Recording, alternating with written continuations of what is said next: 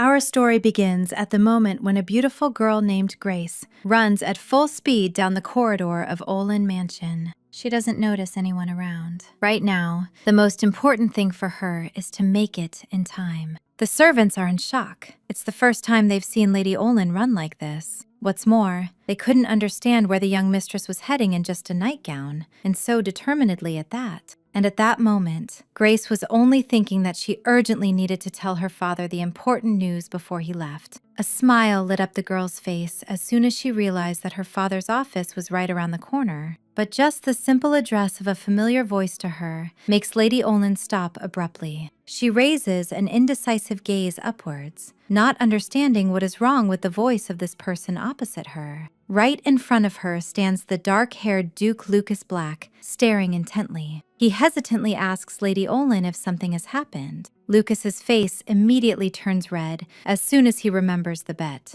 If the Duke visits the Olin estate and the beautiful lady runs to meet him, it will mean that she is certainly in love with him. Does this girl really love him? Not so long ago, at a banquet among aristocrats, respected sirs were animatedly discussing the news that today, Duke Lucas Black would attend this event. Although they didn't see much of a difference because at parties he always hides so well that you can't even see him, one of the aristocrats suggested that the gentleman was going to see his fiancée, but then suddenly heard a voice behind him. Suspecting nothing, he calmly turned around to look at the person. The aristocrats were shocked. Standing right in front of them was Duke Lucas Black himself, his face clearly showing indignation. They hastily retreated so as not to block his way. Lucas couldn't understand why these people were running away if they were going to gossip anyway. Apparently, everyone was curious to know if the Grand Duke had really come for his fiancée. However, our hero was quite tired of it. Ever since he inherited the title of Duke and became the head of House Black, this topic had given everyone no peace. One day, his assistant informed him that all family members believed the master should get married this year. Lucas's family also insisted on marriage, as it was the duty of the head of the house who inherited the family secret. And the Duke came to this party solely because of that cursed duty. Of course, Lucas wasn't against marriage, it's just that one desire was stuck in his head. He was afraid to admit it, but in reality, the man didn't want a marriage without love. Lucas knew that the word love had many meanings, and it includes the concepts of courage, trust, support, and joy. What a beautiful and profound word, no worse than the words devotion and justice. To start this meaningless circus without love, the young, rich, and handsome Duke considered beneath his dignity. Therefore, despite pressure from his loved ones, Lucas decided to wait for the one who could capture his heart once and for all. But lately, the man had begun to think that this was just an impossible dream. And so, once again at the banquet, some aristocrat approached him to introduce his daughter, whose name, apparently, was Grace. Lady Olin dryly greeted the Grand Duke, and then she emotionlessly stated her name, looking confidently at the gentleman. For a few moments, the man was speechless at the unearthly beauty of this incredible girl. Perhaps her lilac eyes were to blame for everything, or perhaps her voice, repeating incessantly in his head, caused such a reaction in our hero. The man didn't know the answer, but suddenly his aversion to political marriage quickly subsided, and he introduced himself to the lady in return. For some reason, Lucas didn't mind meeting her again, but as soon as it happened, for a whole half hour, our heroes just sat silently opposite each other and drank tea. The Duke realized that at this rate, the cup in the girl's hand would surely crack. Lady Olin is trembling before him like a chick. Is this beautiful girl really so afraid of strangers? And if so, the Duke decided to ask something to dispel the awkwardness. And of course, Lucas saw nothing better than to ask a direct question, whether Grace was uncomfortable with him. However, the man's question caused a completely opposite reaction in the lady. The girl started trembling even more, and the Duke felt even more awkward. This was not at all what he wanted to say. Now he could definitely say goodbye to making a good first impression. Lucas felt shame and sadness because he had so many questions he wanted to ask this beautiful girl. To be honest, Grace Olin appealed to him for many reasons. She is one of the few women who was granted a noble title directly by the king. And despite being the noble daughter of a marquise, Grace ran a school for children from lower classes. She is also knowledgeable in botany and invented a preservative that helps the poor avoid starvation during droughts. Of course, not everyone treated her well. Some high society snobs criticized her for lacking the manners every noble girl should possess. However, every time he saw Lady Allin, Duke Black thought otherwise. He saw in her a strong soul, capable of doing what others could not. Perhaps such a strong spirit could share a secret with him. A suddenly dropped teacup interrupted the Duke's thoughts. The characteristic sound of broken crockery made him flinch sharply and turn his attention to the shattered cup. Feeling even more awkward, Lucas barely extended his hand and, bewildered, asked Lady Grace if she was all right. The girl exclaimed in fright that it was all her fault. Seeing her fear, the Duke paused for a moment, and then, in a softer tone, replied that there was nothing to worry about. Although he liked the lady, Lucas decided to cross her off the list, as it's hard to marry someone who looks like she's about to die at every meeting. The Duke noticed that the lady was very ashamed, so he decided he had to help. He handed Grace a snow-white handkerchief and asked her to take it, but the fear in the girl's eyes became even more pronounced, which caused the man even greater bewilderment. Since that was the case, Lucas decided to try again, but more gently, so he smiled and asked her to take the handkerchief, but the smile turned out to be terrifying in the lady's eyes. The Duke did not expect what would happen in the next second. The beautiful Lady Olin fainted from fear and collapsed right in front of him, which made Lucas think he had killed her. The man lifted the girl, completely ceasing to understand what was happening.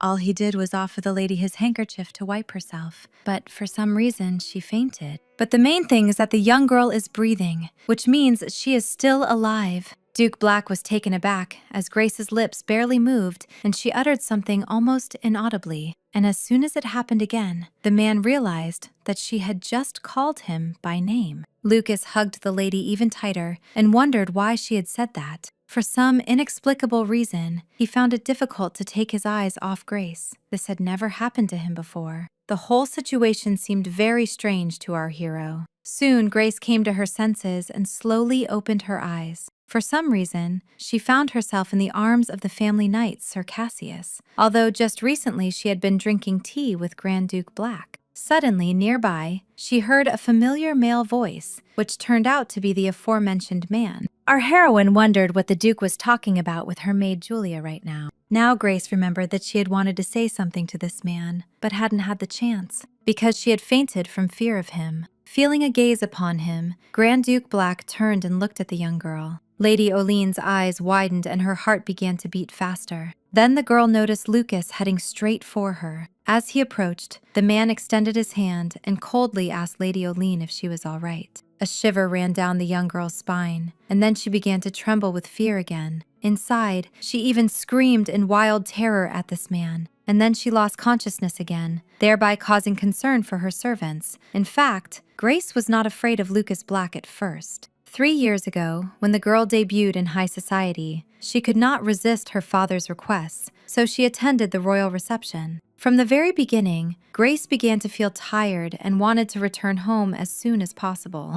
Since her debut, her father had become obsessed with the idea of marrying the girl off. Among the families father had his eye on, the main one was the Black family, also known as the family of the raging Black Stallion. Even Grace herself, unfamiliar with the affairs of high society, had heard of them. Currently, the eldest son Lucas and the second son Cain are responsible for all interactions with high society, and, to the delight of many, both are unmarried, so it wasn't just our heroine's father who started looking at potential suitors. Given that Lucas Black is the Crown Prince's right-hand man, it's no surprise that he attracts the most attention. It seems her father sent Grace here because of rumors that Lucas Black would be arriving, so the girl started looking around. Suddenly, the ladies standing nearby began to whisper excitedly. Turning her head, Lady Olin froze when she saw the guest. A handsome, dark-haired man walked confidently into the room. With the arrival of this one person, the atmosphere in the hall completely changed. Grace even began to feel as if she was looking at the most beautiful statue in the world, unable to tear her eyes away. So she became curious to know who this man was, if he was some foreign prince who had arrived from afar. One of the girls nearby suggested that Lady Alendia was very happy and that perhaps she would soon marry the Grand Duke Black. Grace was taken aback, realizing that this was the very Lucas Black. But most importantly, he was getting married soon. Lady Alendia Rosenheim merely smiled and replied that the engagement was just old people gossiping for now. She generally thought that rumors of friendship between their families stemmed more from the fact that her older brother was friends with Lucas. Grace realized that Lucas was already discussing marriage with Lady Alendia, meaning her father had been wrong all this time, saying that the Duke had no one. If the girl hadn't found out about this earlier, she would have approached the one who was soon to be married. Such a scene was even scary to imagine. Grace was glad she found out about everything in time. She decided to go outside for some fresh air, and immediately felt relieved that she hadn't made a terrible mistake. In the end, Grace simply ran away, but now she needs to figure out how to explain it to her father. In reality, our heroine doesn't really want to get married that much. She perfectly understands that marriages among the nobility are merely a way to strengthen family ties, which is why Grace didn't want such a thing. However, if the girl says this, she will be the one in the wrong in the eyes of her father and society. However, this has been happening to her entire conscious life. Deciding to return home, the young girl headed towards the carriage, but suddenly heard a strange rustling among the trees. At first, Grace thought it was just the wind, until she heard a human scream. Only then did she notice the silhouettes of two people. One of the men called the other a Rontian rat, saying it was very bold to hide right in the palace next to the king. Animalistic horror was visible in the blonde's eyes. He was trembling with fear of imminent reprisal, and tears streamed from his eyes. Grace hid behind a tree, watching the scene unfold with horror. Suddenly, the first man asked if the hero was crying over his severed fingers, even though he himself had decided to betray the kingdom. It was then that Lady Allen realized that these words were spoken by Duke Black, whose face was beaming with a mad, bloodthirsty smile. The young lady felt an animal fear that completely engulfed her. She hid behind the wide tree trunk, pressing her hands to her mouth so as not to make any sound and reveal herself, God forbid. Grace perfectly understood that she needed to run. However, that day was the first time the girl fainted upon seeing Lucas Black. Since childhood, this heroine has suffered from ichnophobia, which occurs when using or seeing sharp or pointed objects. On the day Grace fainted, she was fortunately found by a passing royal guard who sent her home. But from that day on, the girl's phobia intensified so much that it became difficult for her to even look at cutlery. It took a long time to recover and return to high society, which made her father very angry. However, over time, Grace got better. She very much hoped that now she wouldn't have to meet Grand Duke Black anymore. That's what the heroine thought. But everything turned out completely differently. From that day on, Grace couldn't hold a fork for a year, and now they were going to be matched. But wasn't the Duke going to marry someone else? Rumor had it that Lucas Black had abandoned his sword and was now in business. If so, then maybe meeting him wouldn't be so scary. However, remembering Duke Black's chilling gaze, Grace realized that she was still afraid of that man. She suddenly jumped up and screamed loudly across the room. "How can I marry someone so terrifying?" She needed to talk to her father urgently, and if possible, she could dissuade him from this absurd marriage. But that day, she encountered Duke Black again. A week after the heroine fainted, they met again, but this time, right at her house in front of her father's study. Lucas immediately asked the miss how she was feeling. Memories of that day abruptly cut off in Grace's head, making her feel out of sorts. The lady bowed and thanked the gentleman for everything he had done then, to which Lucas briefly replied that it was his duty as a man. Grace gave the Duke a distrustful look. It seems he's in a good mood today, even if his face is still stone. Something good must have happened to Lucas. The man explained that Marquis Allen said something needed to be discussed urgently, so he decided to stop by briefly and check on her at the same time. For some reason, our heroine began to feel that the Duke was now ashamed, and only then did the girl realize why the man reacted to her that way. She is still dressed in her nightgown. Grace mentally asked all the gods of the world why they couldn't meet the Duke normally, just once. The girl immediately bowed, apologizing to the Duke, and was about to leave when he suddenly stopped her. As it turned out, Lucas had prepared something for the miss. The young woman's eyes widened as soon as she noticed the sword with the Duke, the very one she had seen that evening. Grace's body began to tremble. She caught herself thinking that she was starting to panic again. Suddenly, Lucas handed the lady a small pouch tied with a yellow ribbon. He explained that it was a tea that helps with anxiety and tension. Lucas just felt uneasy about how the girl was trembling. Grace accepted the gift and thanked the Duke, promising that she would definitely enjoy drinking his tea. She was already intending to return to her room when she suddenly stumbled. There was nothing to grab onto, so the girl began to fall. Fortunately, Duke Black reacted in time and reached out to the young woman to prevent her from falling. The fall did happen, and to her horror, Grace found herself in the man's arms, lying on top of him. Lucas raised his head and, bewildered, asked the young miss if she was all right. Grace looked at the Duke in fright and immediately apologized, saying she would get up right away. At that very moment, the door opened and Marquis Oline came out into the corridor, asking discontentedly what all the noise was about. And then the man saw the scene. Duke Black was lying on the floor, and Grace, dressed only in a nightgown, was looming over him. Her father's chilling tone made the girl freeze. He coldly asked his daughter what she was doing there, and then ordered her to come to his study immediately. The door slammed shut. The Marquis began to scold Grace for her inappropriate behavior and appearance. But she tried to explain that it was a misunderstanding. She just wanted to deliver urgent news and stumbled. There was really nothing between her and Duke Black. However, her father wouldn't listen to his daughter, sharply saying that these were all foolish excuses. Grace needed to know her place and stop contradicting a man. Her father ordered her to stay in her room and not come out, but the girl disobeyed. As usual, the Marquis isn't listening to her at all. Our heroine is quite tired of this. How much longer will she have to endure it?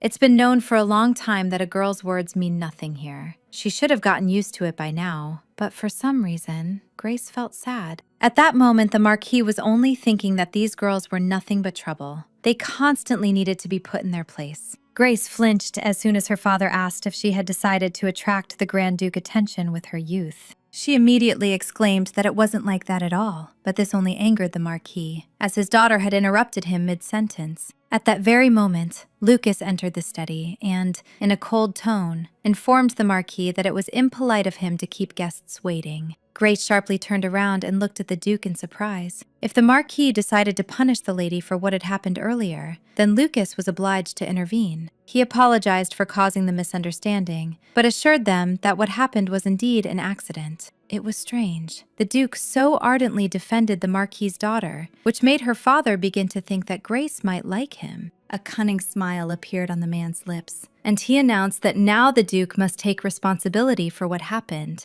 If Grace was in a man's arms in just a nightgown, it meant she had lost her innocence, and she wasn't even married yet. To which the Duke coldly replied that he would simply pretend he hadn't heard the Marquis's words. Grace's father began to show his indignation. Is the Duke really just going to leave after shaming his unmarried daughter? Lucas's brows furrowed and he replied to the Marquis, quote 1, "Only the head of the Oline family lacks honor here." The Grand Duke had nothing more to add. He turned around and announced his departure. As soon as the door slammed shut, the Marquis called Lucas a scoundrel who was putting on airs. The situation couldn't have been worse. Our heroine began to panic. What would happen to the engagement if the Duke simply left now? And what was the man so angry about anyway? Grace tried to calm herself with the thought that she hadn't done anything. However, moments immediately flashed through her mind. How she dramatically fainted, screamed right in his face, and attacked from an ambush. All this suggests that the girl has done a lot in this short time. In that case, the entire Allin family could simply be executed, so Grace decided to act. She couldn't let it happen. Before leaving the office, she asked her father for a minute, and then promised to return. During this time,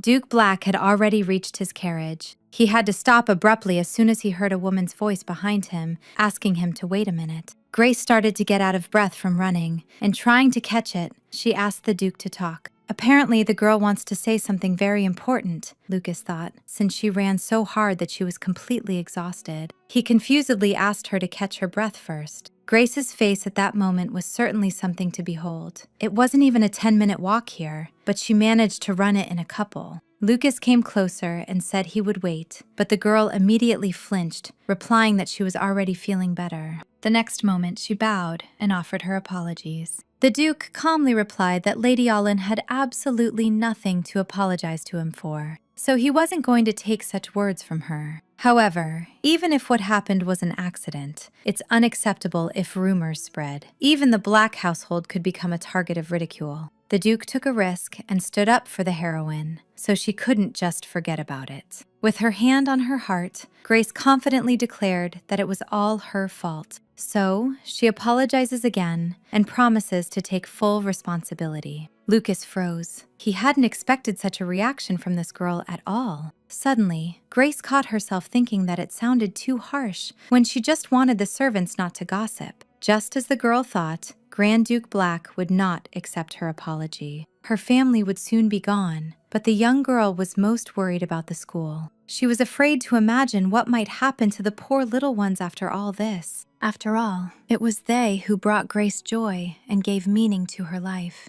Our heroine was definitely against such an end. Even if the Olin family came to an end, Grace comforted herself with the thought that she had a separate title and some savings. In the East, they say that even in a tiger's den, you can survive if you don't panic. So now Grace needs to pull herself together. She was about to tell the Duke everything, but the man suddenly interrupted her. Lucas abruptly threw a cloak over the lady as he began to worry that the girl might catch a cold. The young girl hastily promised that no one would find out about today's incident. And then, in a trembling voice, she timidly thanked His Grace for the cloak. She made another promise that she would definitely ask the servants to return the item to the Duke, to which Lucas replied that it was unnecessary. This girl was clearly very strange. First, she trembles like an aspen leaf in front of him, and then she appears before the Duke all brave and courageous. And during the conversation, Grace's facial expression kept changing, which made one want to observe the lady even more. In the end, the young lady smiled sweetly and thanked His Grace for the cloak.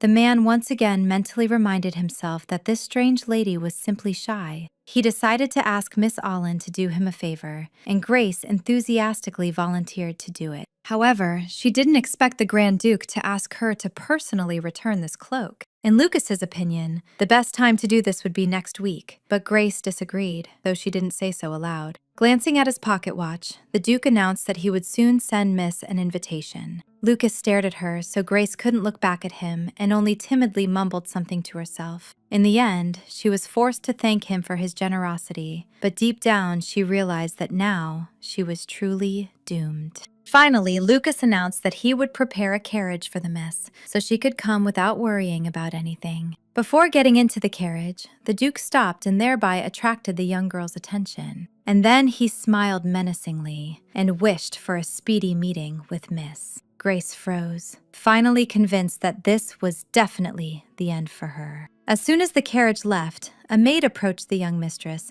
and timidly informed her that the master was already waiting for her. The next day in the Black Empire, Assistant Chaim enthusiastically exclaimed that this was exactly what he was talking about. Lucas tore his gaze from the papers and looked skeptically at the hero, not understanding what he meant. As it turned out, Chaim was completely convinced that Lady Olin was head over heels in love with their Duke. As his first argument, he cited the young girl's trembling voice when speaking with His Grace, and Lucas did not deny it. And the second argument was that the lady couldn't look the gentleman in the eye and was constantly blushing. In other words, all of this is called by one word: love. The assistant was immensely pleased, as their eternally single Duke had finally found a partner. However, Lucas perfectly understood that even if Miss Olin felt something for him, she would sharply distance herself after learning his secret. Therefore, the Duke asked Chaim to stop spouting nonsense, as it was rude in the first place. The assistant apologized to Lucas and asked what he was currently doing. He was taken aback when he learned that the Duke was personally preparing invitations and a gift for Miss Olin. Chaim exclaimed in astonishment, "They're as rare as hen's teeth. They are sold in only one place, and in small batches. Even noble ladies cannot all afford them." The assistant froze as soon as the Duke said that he had stood in line for this. This made the guy laugh, to think that the great Duke stood in line with noble ladies to buy it. As Haim thought, His Grace has an eye for such things. He could guarantee that the Marquis's daughter would really like something like that. Upon hearing this, Lucas's lips spontaneously curved upwards. Therefore, our heroine soon received a small box and, unsuspecting, immediately opened it. This happened the next day at Marquis Oline's estate. The young girl, of course, expected a gift, but not an orange Bardot. Inside was an orange Bardot greenhouse, also known as a ticket to the greenhouse. In other words, it was a relaxing oil. Its scent is light and refreshing, harmoniously combining flowers and herbs. And when applied to the body, the oil quickly relieves fatigue and soothes the soul. The greenhouse is incredibly expensive, and even if you stand in line all night, it's not guaranteed you'll get it. It's a coveted gift. Grace misunderstood everything and took it as a warning that if she didn't bring a gift of the same caliber, she wouldn't be forgiven. But what to do? The heroine doesn't have that much money right now, and asking her father isn't an option as he'll just start yelling again. A memory surfaced in Grace's mind of how the Grand Duke thoughtfully draped his cloak over her so she wouldn't get cold. For a moment, it even seemed to her that he wasn't a bad person. However, that memory completely changed her perception of him. The Grand Duke, covered in blood, stands before his opponent, looking at him with his empty, cold eyes and smiling. Grace made a decision. She needs to tell him everything as it is. She cannot marry someone so terrifying. At that very moment, the maid Julia unexpectedly appeared nearby, asking who the lady was talking about. Our heroine sharply jumped aside and silently screamed. Julia is Grace's personal maid. She is smart and confident, quick-witted, and the girls are also the same age. Not only Julia, but also the other servants in the estate are kind to our heroine. At an early age, Grace lost her mother. Despite the circumstances, her father didn't shed a single tear at the funeral, unlike everyone else. Instead, the grief of loss was shared with our heroine by Elia, the head maid. After that, her father became strict and indifferent, and her stepbrother constantly tormented Grace and ruined her toys. But the caring maids mended the toys and returned them to the lady. Whenever Grace felt bad, it was always the servants who comforted her. Suddenly, Julia noticed that very infamous cloak of Duke Black, which he dared to ask to be returned personally. The lady's face immediately turned red, and the maid promised that she would not tell anyone about it. But Julia immediately reassured her mistress. They were alone here, and she wasn't gossiping, and all the chatterboxes had long since been dealt with. But if anyone appeared, through the left, the maid was ready to convince, and through the right, to seal everything. The main character asked to avoid violence and inquired what had actually happened. As it turned out, Julia came to her mistress because dinner was almost ready, so they couldn't delay any longer, as pork steak was being served today. Having said that, Julia began to push Grace towards the exit. Soon, the entire Allin family gathered at the dinner table. The first thing the Marquis did was ask his daughter since when she had been so close to Lucas Black. He didn't think they were already in such a relationship. Hearing this, Norman's face immediately contorted. He abruptly jumped up and emotionally asked what his father was even talking about.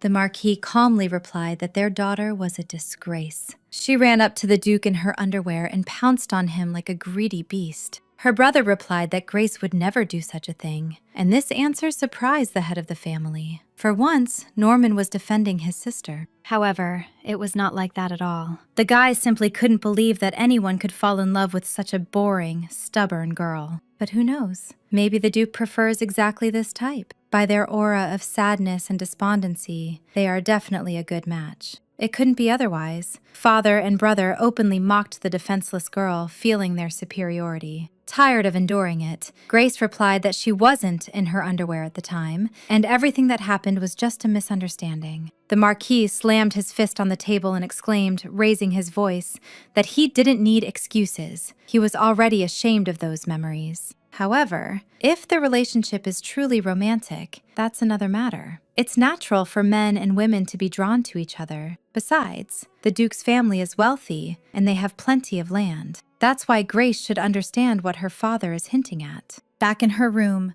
our heroine began to feel unwell, assuming she had indigestion. Julia started to worry as the lady hadn't really eaten, but Grace just smiled and asked the maid to bring her something to drink. The girl exclaimed that she would fulfill the lady's request immediately. The door slammed shut, and now our heroine was left alone in the room. The happiness was short-lived, because Lady Allen heard footsteps outside the door and even began to think that Julia had returned. However, it turned out to be quite different. It was Norman, who didn't stand on ceremony and kicked the door open. A soul-chilling fear ran through the heroine's body as soon as her brother asked if she was already hanging out with men. Grace sharply jumped up and asked her brother what he was doing there, but he only replied that he had to restrain himself at dinner. But now he can teach his disobedient little sister a lesson, because she should know her place. Our heroine's father, Catherine Allen, knew absolutely nothing about love. Even after the Marquise's death, when the girl was bedridden with a severe fever, he only looked at her distantly and coldly, calling her as weak as her mother.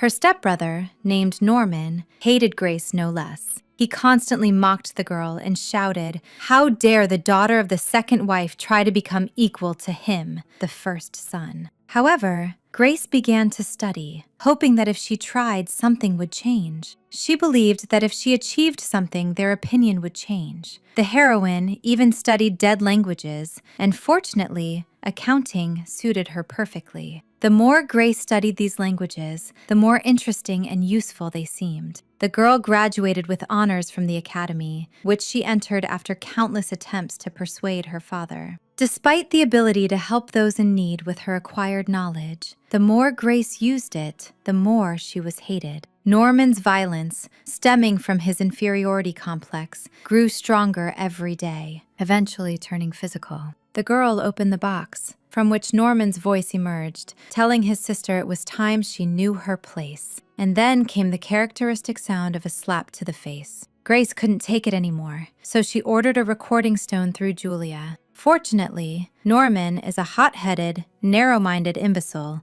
who never suspected a thing. Thanks to this, the girl could discreetly record him. This time the recording turned out well, and someday these recordings will help. The door opened again, but this time Julia appeared in the doorway with a tray in her hands. She informed her mistress that she had brought her something to drink and some medicine, but then immediately fell silent, horrified by what she saw. Grace's room was turned upside down. Everything was in disarray. The maid immediately ran up to the lady and began to protest as soon as she saw the huge bruise on her face. She immediately realized that this scoundrel had come to her mistress's room again. Grace sat down on the sofa, assuring Julia that she was fine and there was no need to worry. The maid began to tidy up the room, all the while expressing her dissatisfaction with Mr. Norman's behavior. She asked Grace to wait a little while she brought medicine and water. When Julia returned and began to anoint the mistress's cheek, Grace apologized that the maid had to do such a thing. Julia replied that everything was fine and asked what they would do, because with such a cheek, it would be impossible to go out for some time.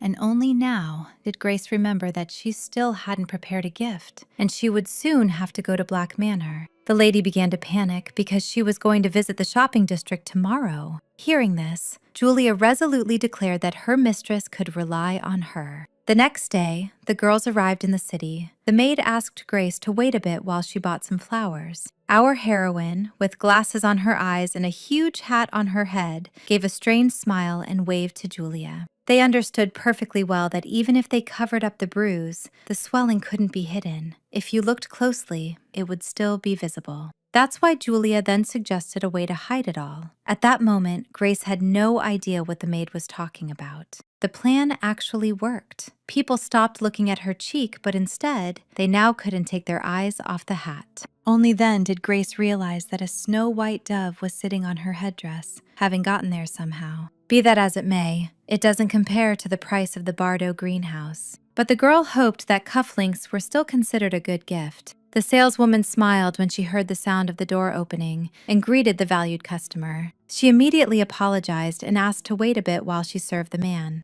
Grace took off her hat and glasses and asked the madam not to rush. However, she suddenly froze as soon as she heard a familiar voice that called out to her in surprise. Opposite her stood Lucas Black, who was curious to know what brought Lady Allen here. Our heroine hastily put on her hat and mentally exclaimed why she had run into the Duke right now. Putting on her glasses, the heroine turned around and, making her voice rougher, asked the man who he was. This shocked Lucas, and the shop owner smiled sweetly. She had never seen a hat tied in such a way. Grace exclaimed that she was being mistaken for someone else and hastily left the shop. The Duke didn't even have time to say a word. The girl couldn't even imagine such a terrible situation. She had run into Duke Black right now. Suddenly, behind her, Grace heard Lucas's voice, who apparently had chased right after her, and she started to panic even more. She decided to run into the first shop she saw, but everything turned out in a completely unbelievable way. Inside was a muscular man in just an apron, who winked at the lady and asked how he could help. Taking a step back, the girl immediately apologized to the blacksmith, saying that she had simply mistaken the door. However, suddenly, as if by irony of fate, a sharp sword fell from the wall to the floor. Seeing the weapon, the main character felt an animal fear and clutched her head, feeling panic rising. At that very moment, her fragile shoulders were embraced by the strong arms of the Duke, who had finally caught up with the girl. Seeing that something was wrong with Grace, Lucas started shouting, trying to bring her back to her senses. The Duke couldn't understand what was going on here. The young girl's pupils were dilated, her breathing was ragged, and cold sweat beaded on her face. Lucas immediately turned his attention to the blacksmith and indignantly asked what had happened here. As it turned out, a decorative sword was hanging at the entrance, and then it fell, after which the young lady had such a reaction. A small tremor began to shake Grace, and she quietly whispered that she needed to get out of there immediately. The Duke gently took Grace's hand and apologized for his rudeness, and then he wrapped his arms around her small body and pulled her close. He began to calm the girl with words that she just needed to breathe slowly to relax. The most important thing is not to be afraid, because everything is fine and he is here. Grace heard the sound of a heartbeat and a warm voice. It turned out to be pleasant, as if a huge plush toy was hugging her. As soon as the heroine came to her senses, she didn't immediately understand what the Duke was doing here. The man, feeling awkward, said that he was very glad that Lady Allen had finally woken up. And then he asked to be released, and only then did Grace realize that she had been hugging him tightly all this time. The young girl's cheeks flushed as soon as she realized what was happening. She sharply pulled away from the man. The Duke immediately apologized for grabbing the lady without permission. He just thought the girl needed to be calmed down. Grace was surprised that he stood there until she calmed down and immediately thanked the man. However, all this time, passers-by from the street were carefully watching them. Our heroine flinched as soon as she realized that a huge number of people had witnessed this scene. Duke Black himself noticed this. Grace perfectly understood that if what happened became known, everyone would start blaming her. So now something had to be done. She could distract them, but the young girl couldn't think of how. At that very moment, Lucas leaned towards Lady Allen and told her that he had a good idea. A smile appeared on his lips, and he asked the girl to simply trust him. As a result, our heroine found herself inside the Duke's carriage, sitting opposite the man with her head bowed. The girl just sits and trembles silently. So this made Lucas wonder if it was because of what happened in the store. It turns out a decorative sword fell, and when she saw it, she started to panic, although there's nothing special about this sword. Lucas's eyes widened in surprise when he suddenly heard a woman's laughter. The main character admitted that she simply couldn't forget the Duke's expression at that moment. A couple of hours ago, they had left the blacksmith's, and on the way out, Lucas put on a dramatic act, saying something about his chronic anemia. The man assured her that if it weren't for Lady Allen, he would have died there. This general-like man, who had been through hundreds of battles, seemed to genuinely think this trick would work. It was obvious that people wouldn't believe it. At that very moment, Lucas said that he really hoped no one would say anything about it. Shedding a single tear, the Duke added that he would be so ashamed if everyone found out about it. An awkward silence hung in the air. As a result, people didn't want to look at this disgusting spectacle and simply turned around and left. Emerging from her memories, Grace admitted that she never would have thought she'd see such a side of the Duke. Lucas regretted nothing. He was glad the lady enjoyed it. Our heroine was very surprised when the Duke suddenly inquired about her well-being at that moment. He wasn't trying to pry. It's just that if the lady was trying to put on a brave face for him, she'd better stop. If the girl wanted, they could stop by the doctor's or a tea house for a cup of hot tea. If Grace wanted to relax right now, looking at the green plain, they could even go there. The Duke simply didn't want the lady to think she was alone. Looking into the man's eyes, our heroine realized that he was genuinely worried. She thanked His Grace for his kindness and assured him that she was indeed much better. Lucas smiled, perfectly understanding that it would be impolite to insist further, so he should stop. So he resolutely asked the lady to allow him to take her home. Soon our heroes arrived at their destination. Duke Black was already intending to leave, but Grace politely asked him to stop. She bowed and thanked the man for today. Grace completely forgot herself and accidentally returned with him, but since she saw that side of him, now is the time to say something.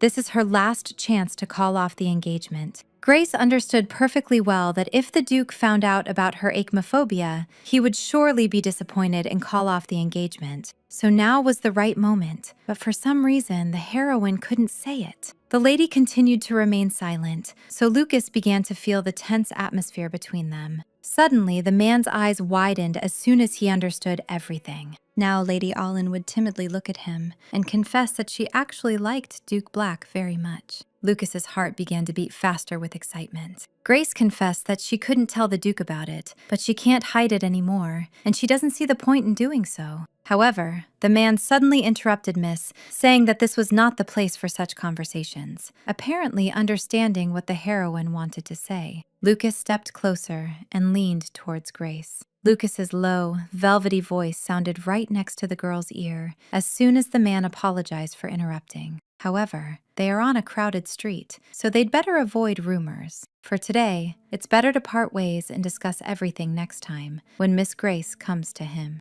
A smile appeared on Lucas's lips as soon as the girl agreed with his decision. He said in parting that he would eagerly await their next meeting, and then got into the carriage and left. Surprised, Julia delightedly exclaimed that the Duke was like a whirlwind. She was sure that the young lady must be tired, so she suggested they go back quickly. Grace agreed, but in her mind, the question of what exactly the Duke was waiting for still lingered. Soon, that very day arrived. Our heroine, along with her personal maid, arrived at the Duchy of Black, where she was immediately greeted by the servants. The Duke's assistant, named Hyam, was the first to meet her. Following him, the head butler of the Duchy of Black, named Gabriel, bowed his head. Our heroine smiled politely and told the men that she was very pleased to meet them. She was very pleased that they came out to meet her. Many here had heard of Milady, so it was a great honor to host her. There was still time before dinner, so she was led to the guest room. Julia looked closely at Hyam. His kind face immediately showed that he was the complete opposite of the Duke. The Duke's assistant informed the girls that Gabriel would escort them, and Julia understood that he definitely wouldn't scare Grace. The head butler led the girls to the correct room and informed them that he would escort them to the dining room when it was time. The room inside was very different from the rumors. Lady Allen's personal maid thought it would be completely dark and dreadful here. Grace opened the window and immediately a beautiful view of the Duchy's garden opened up before her. Before their arrival,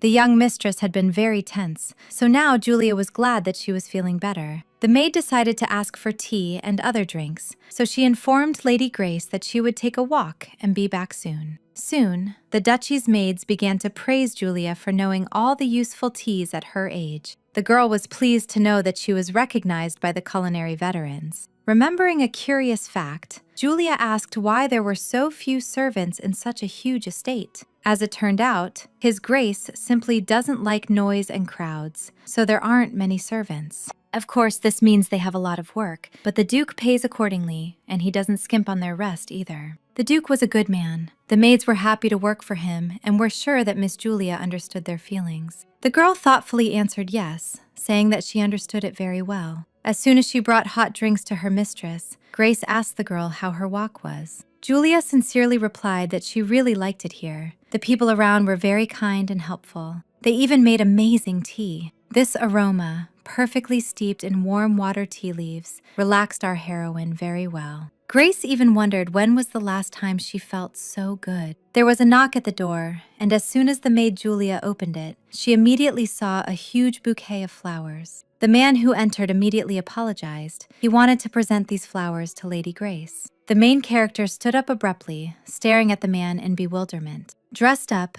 Lucas smiled and announced that dinner preparations were complete, and he had come to escort the ladies. His unearthly beauty dazzled both girls. The Duke apologized for not being able to meet the guest personally, and then offered the bouquet to its true owner. This was clearly too much, but Lucas offered the girl his arm and suggested they go. Grace took his hand and together they went to the dining room. At least that's what Grace thought. But Lucas unexpectedly announced that since they had a special guest today, they would be dining outside. And when they arrived at the location, our heroine was speechless. She couldn't understand how to react, whether to admire or laugh, and what Duke Black was up to anyway. But as soon as Lucas looked at her with eyes full of hope, the girl realized that she still needed to be admired. Grace said that it was wonderful, and the Duke was glad to hear it, as it had been difficult to prepare everything. For some reason, this man now seems completely different from how our heroine had seen him before. So this is what he's really like. Grace even, unexpectedly for herself, wondered if he truly liked her. The lady would never have thought they would be dining under the moon. What was happening around them was simply beautiful. Lucas was glad that his lady liked it. He had prepared all of this exclusively in honor of her arrival. What he said greatly surprised the girl, and she shyly thanked his grace.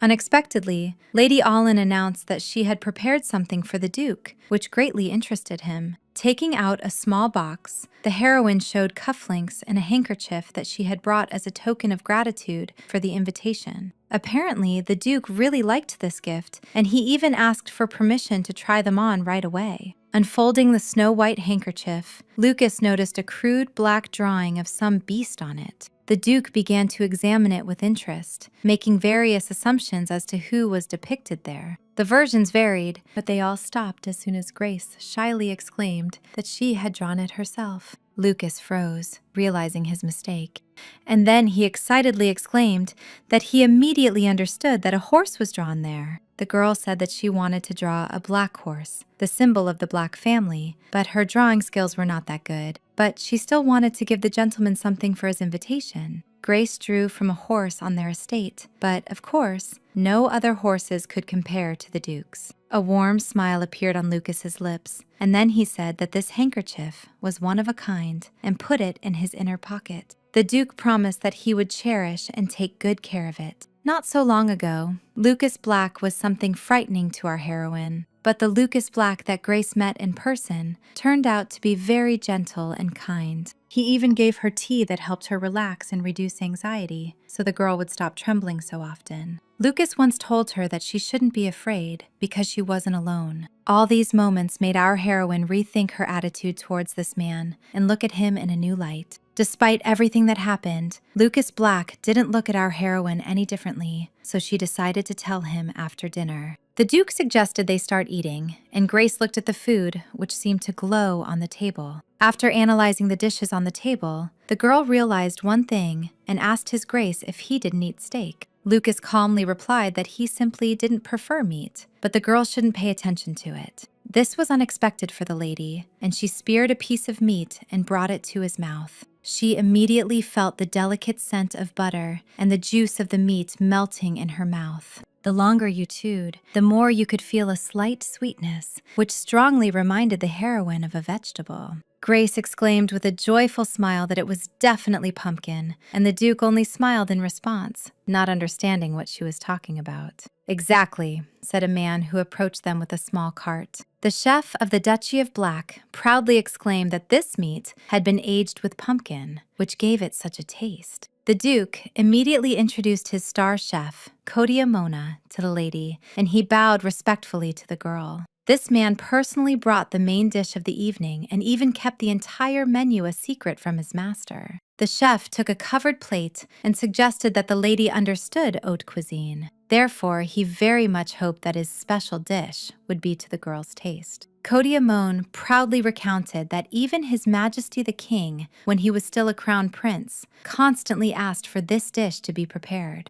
Lifting the lid, the chef revealed his signature bison skewers. Our heroine's face immediately changed. Both men were stunned when the young girl suddenly fell from her seat directly onto the stone tiles. Running up to her, Lucas anxiously asked if everything was all right. The heroine replied that she was fine, but the Duke decided it would be best for the girl to rest in her room. Then Lucas apologized to the chef, informing him that their dinner was over for the night. As soon as Grace returned to her room, she gulped down a whole glass of water to calm down and compose herself. Then she assured Julia that she was much better now. The maid began to worry that her mistress had indigestion again and offered to bring medicine, but Grace politely refused. She apologized to His Grace, who had prepared such a wonderful dinner. The girl and the chef were very ashamed. However, the Duke convinced the lady that there was nothing terrible, and he would personally explain everything to Kotiaman. Lucas decided to carefully ask the girl if it was all because of the last dish. Gathering her courage, our heroine asked the Duke if he had ever heard of ichnophobia. The man knew that it meant a fear of sharp objects. To be more precise, it is the fear of pointed ends.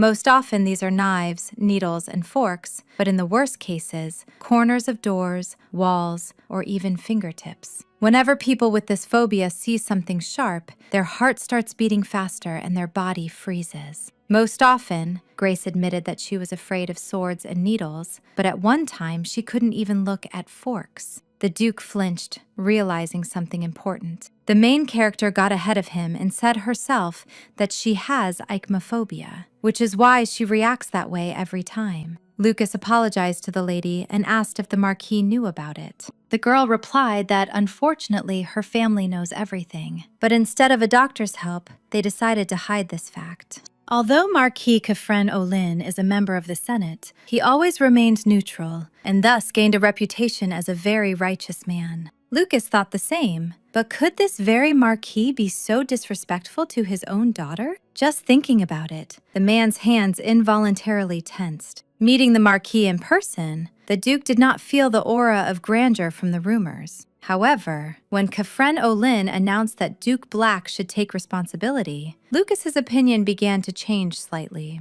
The hero knew that his question might be unpleasant now, but he had to ask the lady. Grace flinched as soon as the Duke asked if she had experienced even greater humiliation at home. Only now did Lucas notice that the lady's cheek was all swollen. He knew that he hadn't imagined it that day, so now he wanted to hear confirmation from the girl herself. Grace remained silent, so the Duke assumed it was difficult for her to talk about it. Julia looked intently at her mistress and made an important decision. In a confident voice, she asked His Grace if he would help Lady Allen if she told him everything herself. Our heroine sharply jumped up from her seat, trying to stop the maid, but it was too late. Julia took the lady's hand and apologized, admitting that she no longer wanted to see her mistress suffer. Grace can't even imagine how helpless Julia feels, and how that feeling is consuming her from within. Our heroine never even thought that a maid could be in so much pain. The girl always thought it was only her concern, but it turned out that all this time Julia had been sharing the problem with her. The maid burst into tears and apologized to the lady again.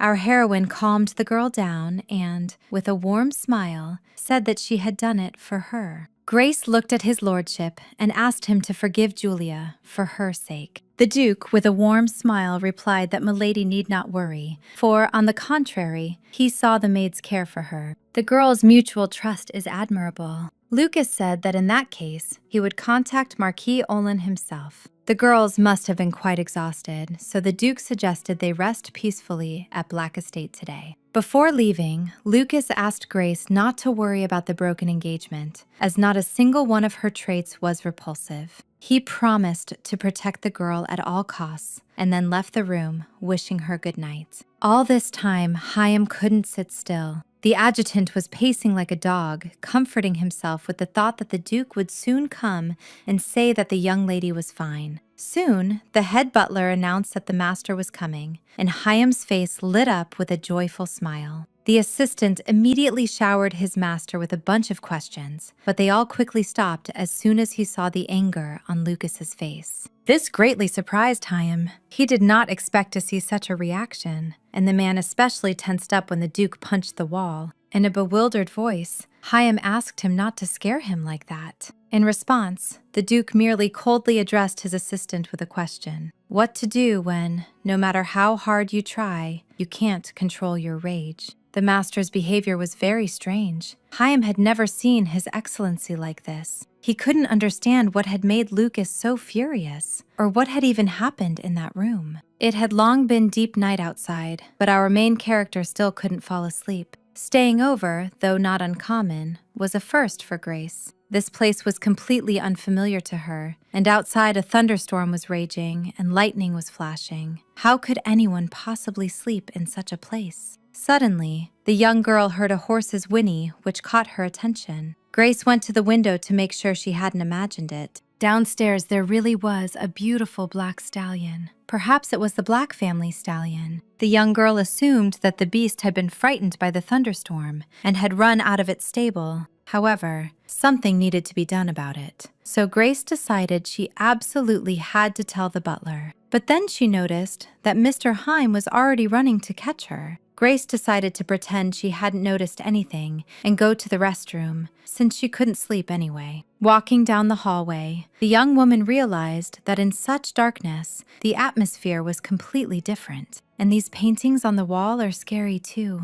Grace felt like someone was watching her, but it turned out to be just a portrait, with which the heroine seemed to make eye contact. The young girl noticed that there were many paintings of horses in the mansion, perhaps because they are the symbol of the Black family. This family is one of the founders of the kingdom of Hieronymus. The other families also had great influence in the kingdom. Each had an animal as its symbol, and for the Black family, it was the black horse. Maybe that's why there are so many of them in the paintings. Grace stopped at the next portrait. The people depicted in it looked very much like his lordship. From the looks on these two people's faces, it was clear they were in love with each other. It's surprising that our heroine knows this feeling. With her family, it's quite unusual. A sudden dull thud made Grace wary, and then she noticed that something had fallen to the floor. It turned out to be a whip, which the girl immediately picked up. On its handle, some inscription in an ancient language was engraved. The young girl began to wonder what was written there. Unaware of the consequences, Grace began to read the inscription syllable by syllable, at the end of which it was said that one must follow their destiny. All of a sudden, the letters began to glow bright crimson. The main character was confused, but she didn't let go of the whip. As soon as the light stopped flickering so brightly, Grace wondered what had just happened. Suddenly, the very inscription that had previously been on the whip's handle completely transferred to our heroine's hand. It began to glow, and Grace immediately felt a sharp pain. The girl couldn't understand why she was in so much pain, and only then did she notice that the ancient text from the whip had appeared directly on her hand. Meanwhile, in the Olin family's house, the eldest child of the Norman family felt incredibly bored. He didn't even have anyone to pick on. Going to the tavern in such darkness wasn't an option either, so the guy started thinking about what he could do. Suddenly, he heard a sharp sound, as if something had collapsed. It definitely wasn't thunder. So Norman immediately ran to the window, threw it open, and began looking outside, trying to understand what had happened. Below was a huge black horse that the guy had never seen before. Apparently, it had knocked the gate off its hinges. However, that wasn't the main thing right now. So Norman went outside, ignoring the heavy rain. A joyful, nasty smile spread across his face. He began to examine the luxurious black mane and muscular body, the deep blue eyes, and the magical aura of the beast. All of this indicated that it was a legendary, sacred beast. Such creatures only served the best rulers in history. Norman began to believe that he was chosen. So he reached out his hand to the enormous beast, beckoning it closer. The huge black horse took a few steps towards the young man.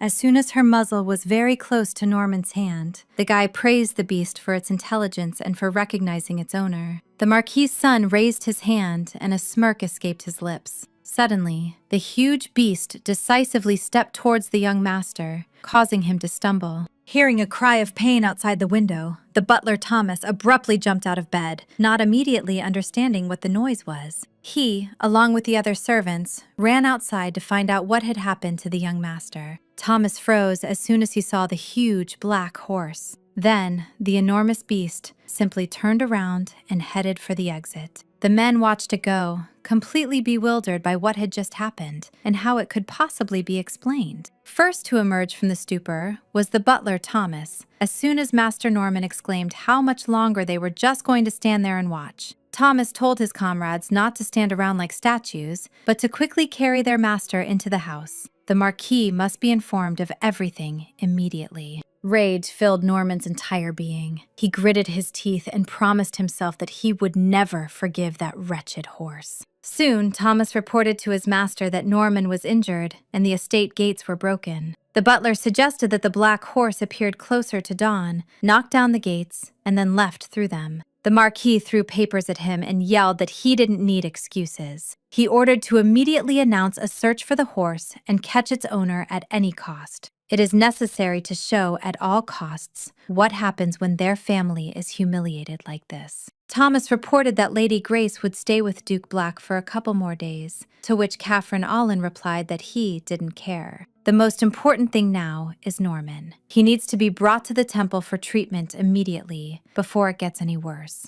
As soon as Thomas left the Marquis's office, he heard the maids whispering. One of them applied a compress to Mr. Norman, but the gentleman said it was too cold and threw it in the girl's face. Clearing his throat, Thomas was about to stop the girls before the Marquis heard their words. However, the head maid managed to do it faster. Miss Elia coldly looked at the maids and in a tired voice ordered them to watch their tongues. However, if the girls want to lose their heads, they can continue. Then the head maid left, and the maids began to discuss how her face never changed. She always remained emotionless. Besides, Miss Elia always walks quietly despite her limp. Butler Thomas appeared among the maids and asked if they really loved to gossip so much. The girls shrieked in fear, and Thomas said that if Miss Elia hadn't stopped them, the maids would have already gone to the Marquis's study. Returning to her room, the head maid took the framed photograph from her nightstand. She said that Norman was badly hurt, and now the Marquis was furious. But he doesn't worry about Lady Grace at all, even though she is also his daughter. When something like this happened, Miss Elia would miss Lady Eleanor even more, whose image was depicted in the photo. A long time ago,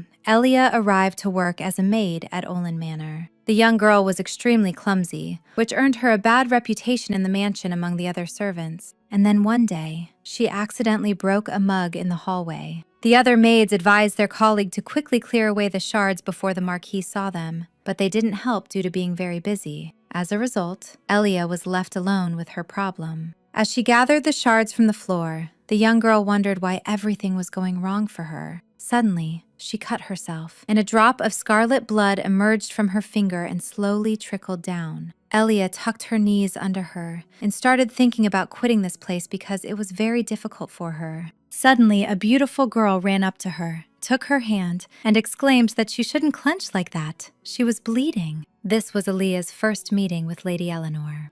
The lady smiled at the maid and asked her to follow her. The surprising thing was that Eleanor asked to be called by her first name, without using formalities. She was kind and treated Elia as an equal, despite the fact that the young girl was just an ordinary maid. The head maid approached the window and looked at the carriage, and then she noticed the Marquis himself and the young master, whom the servants were helping to reach the carriage. Miss Elia was very worried about Lady Grace, hoping that she was doing well in the Duchy of Black. Meanwhile, our heroine carefully examined the ancient inscriptions on her arm. The pain was gone, and the letters were slightly blurred. Suddenly, the young girl heard a horse neighing outside the window, and this caught her attention. Unable to bear it any longer, Haim shouted loudly. He stomped his foot and told the huge horse to calm down immediately, or there would be nothing left of the lawn. The horse shook its head from side to side, so the adjutant decided to resort to their main trump card.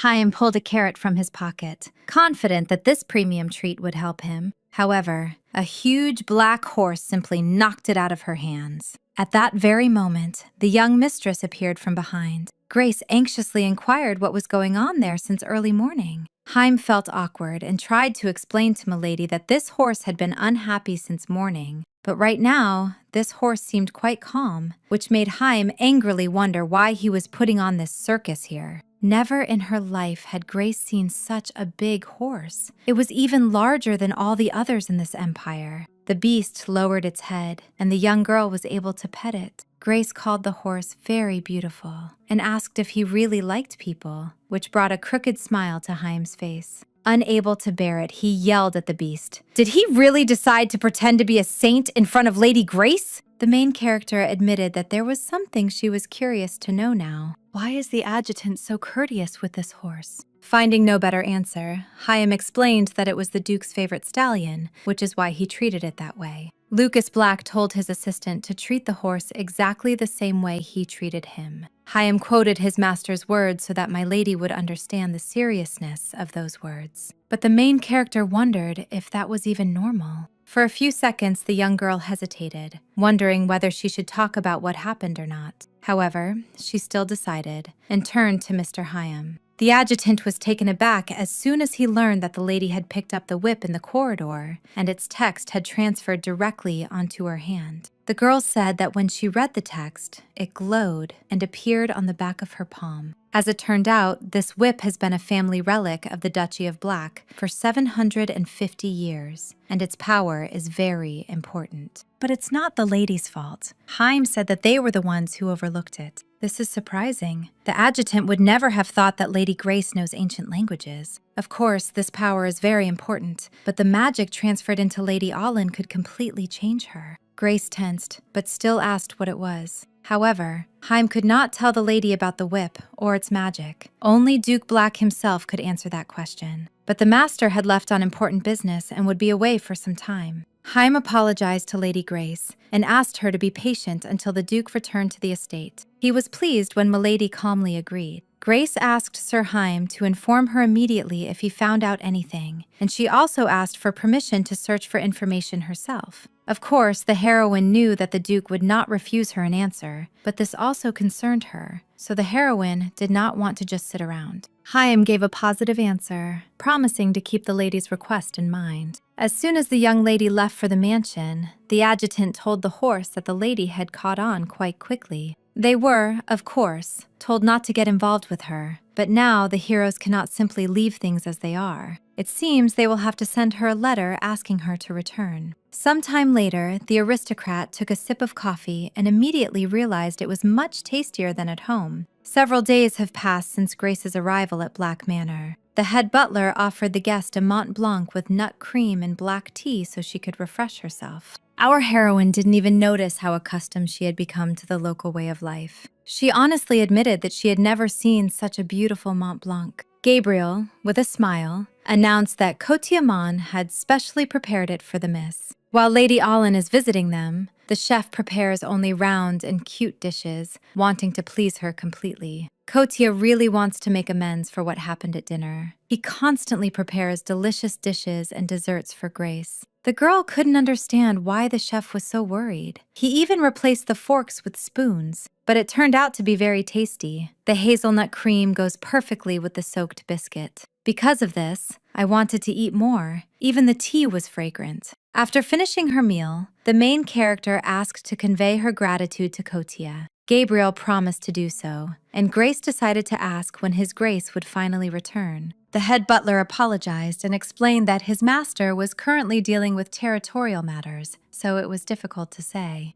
As soon as Lady Allen abruptly stood up, Gabriel became alert. But the girl asked him not to worry, as she would simply take a walk around the estate. Sometime later, the girls decided to rest on a bench. Julia was extremely indignant that this duke had invited them to his estate and then left himself. And he didn't even explain anything, didn't even say when he'd be back, which is extremely disrespectful to guests. Suddenly, the maid remembered the letter and handed it to her mistress. In it, the head maid asked Lady Grace how she liked the duchy and if she was comfortable there. Elia also wrote that her young mistress had only been gone a short while, but she already missed her very much. The woman decided to inform Miss about what was currently happening at their estate. A couple of days ago, young Master Norman was wounded, and he is now at the temple receiving treatment. Sir Thomas said that a large black horse attacked him, which enraged the Marquis, but the servants are better off for it. Elia asked Miss not to worry about anything and just to rest. Suddenly, the girls heard a rustling sound next to them. Julia was taken aback when she saw a huge black horse,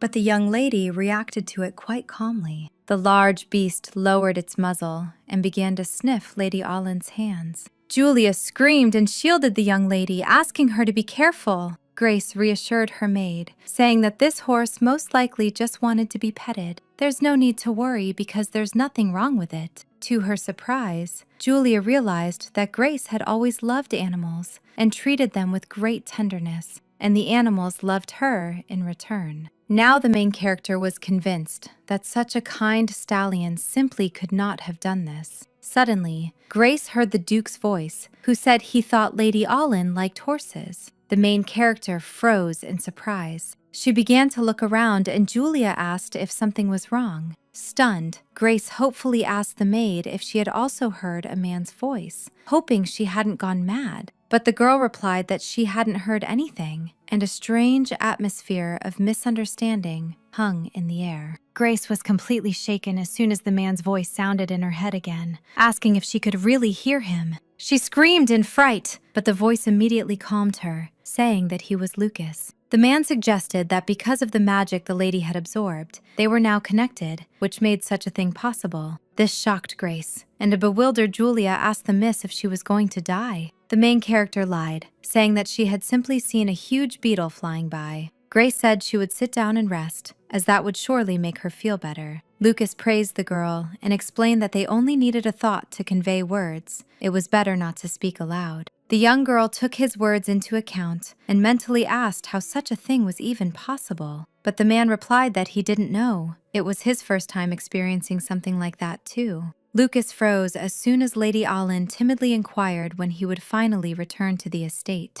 She blushed terribly as soon as the Duke asked in response if the girl really wanted to see him. From excitement, the girl even stumbled, asking why the Duke thought about that. Lucas merely smirked slyly and replied that, by her head, it seemed as if the young lady was bored. The main character sharply jumped up from her seat and indignantly asked when she had said such a thing, making Julia look at her in surprise. The Duke admitted that he was just joking. He just enjoyed teasing her. In response, the girl asked him not to do that anymore, so Lucas apologized, saying that because of this, he wanted to know if it was true. Gathering her courage, the heroine asked if she gave an answer, would the Duke return sooner? Lucas froze because Grace confessed that she missed him, and then she exclaimed that the master was also ashamed and he did not hide it, deciding not to tease the miss like that anymore. Grace couldn't understand why she felt this way, perhaps because they hadn't seen each other for a long time or because of these jokes. Suddenly, the Duke announced that Haim had told him that the lady was interested in learning about magic. Unfortunately, Lucas couldn't explain anything to the lady. Nothing like this had ever happened, and this magic was a very important secret of his family. Grace understood everything perfectly and decided there was no point in insisting. But the man said that even though he couldn't explain everything to the lady, she could learn about magic. That's why it's better for her to do it herself. But the heroine didn't understand what His Grace the Duke meant. Without giving a specific answer, the man just smiled and asked her to follow him. Soon, Grace arrived at the huge library located in Blackwood Manor and was delighted by its scale. Lucas proudly explained that it was his personal library, and perhaps there, the lady could find information about his family.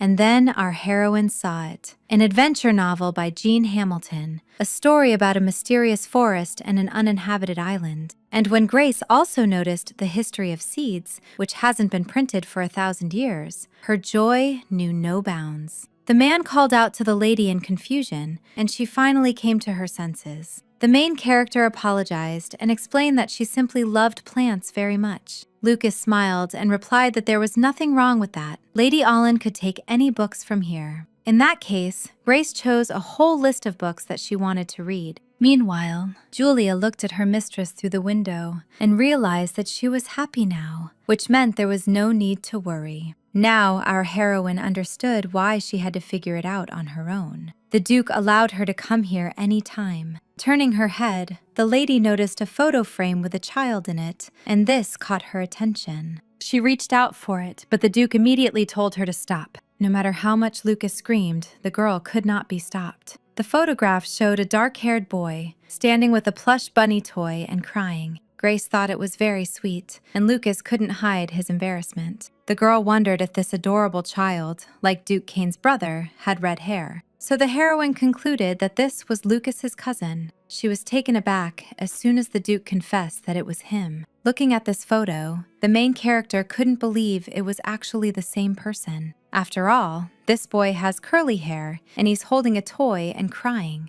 Lucas said that he once had curly hair, Just think, this cute little boy grew into such a brutal man. It's amazing. Human nature is so mysterious. You never know what discoveries it might still present. An embarrassed Lucas decided to change the subject and suggested to Grace that they look for books. Grace only now remembered that she had come for books. The Duke's incredible maturity had simply distracted her. Soon, the main character sat down at the table and began to read. The first thing she got her hands on was the legend of the founding of Hieronymus. More than 700 years ago, 7 brave knights united to kill the witch's 7 minions. As a result, they managed to seize the witch's lands. However, the witch, having lost her possessions, cursed the king and 6 knights before disappearing. This was revenge against those who dared to desecrate her lands. From that moment on, the knights' strength became their weakness, and weakness became strength. At this point, the legend in the book ended. The main character assumed that these 7 cursed ones were the 7 founding families. So, this includes the royal family, the Black family, the Onia family, the Servient family, the Quintana family, the Kanesh family, and the Duver family. Only members of each family know the effects of the curse, and if they tell anyone else about them, the curse will intensify.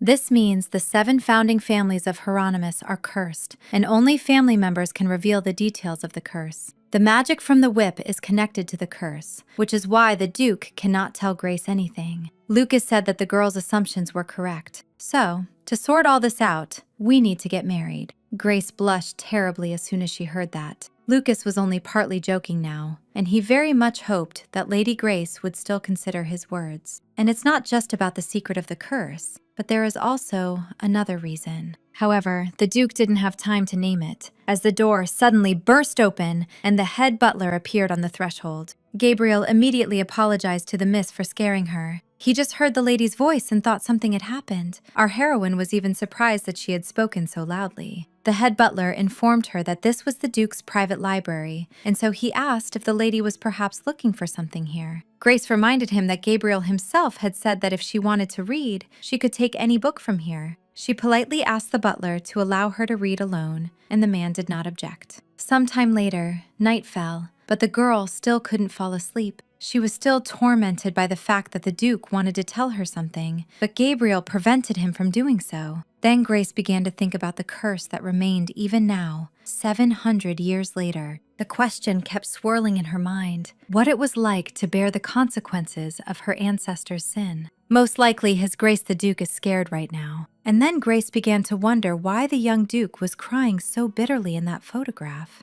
As a result of all these thoughts, our heroine fell asleep. That night, she dreamed of riding a black horse with the little Duke Black. At the same time, at the Hit Investigation Bureau, the man asked Marquis Oline why he had come to him at such a late hour. Catherine Oline directly asked if he was in charge here, to which the man replied that the guest had not come here for that question, because it seemed to the hero that the Marquis was much more interested in finding out who had harmed his precious son. The Marquis tensed, not understanding how this man knew about it. The blonde man immediately apologized for his rudeness and explained that he simply didn't like empty talk. Standing before Catherine Oline right now was the head of Hith's intelligence agency, named Hith Servient. In Hieronymus, information is currency, especially if it bears the seal of the Servient house. This is a family that solidified its power solely through the value of information. They collect information regardless of who it's about. Whether it's true or not, that's not so important to them, because absolutely any information can be used. You must be silent when the snake is crawling. Marquis Oline mentally repeated this saying several times as a reminder. Looking into the eyes of the head of the intelligence agency, Catherine thought that it would be better for him not to open his mouth unnecessarily. But the head of House Servient felt quite calm. The Hit Investigation Bureau, which fleeces visitors, is named after him. However, the Marquis was convinced that he too should be reckoned with. He was just a brat who inherited the title. Heath noticed that Marquis Oline was quite cautious now. It was obvious why the head of the Oline family had come, but so far the aristocrat had not uttered a word. Clenching her teeth in anger, Catherine mentally called this arrogant guy a jerk. He said he was looking for a wild horse that had broken through his estate gates last night and broken his son's rib. The head of the intelligence agency handed the Marquis a small piece of paper. It stated the price of the investigation, which was as much as 800,000 grangs. Heath said with a smile. If the Marquis agreed to such terms, he could sign and the contract would be concluded. However, Catherine exclaimed that this was a complete scam, but the guy innocently explained that he even gave a discount, because the information about this horse is red, the highest level. But if the Marquis is not satisfied with something, he can leave. Catherine O'Lean stood up, saying that apparently he had come to the wrong place. However, he froze as soon as the head of intelligence gave an accurate description of the horse, including all the small details. Heath added that this creature had been encountered many times before. The Marquis exclaims that he would not give a single coin to this swindler. And then he left the room, slamming the door loudly, which brought a smile to Heath's lips. This situation seemed amusing to the head of the intelligence agency. Why would he suddenly rage in the Olin estate?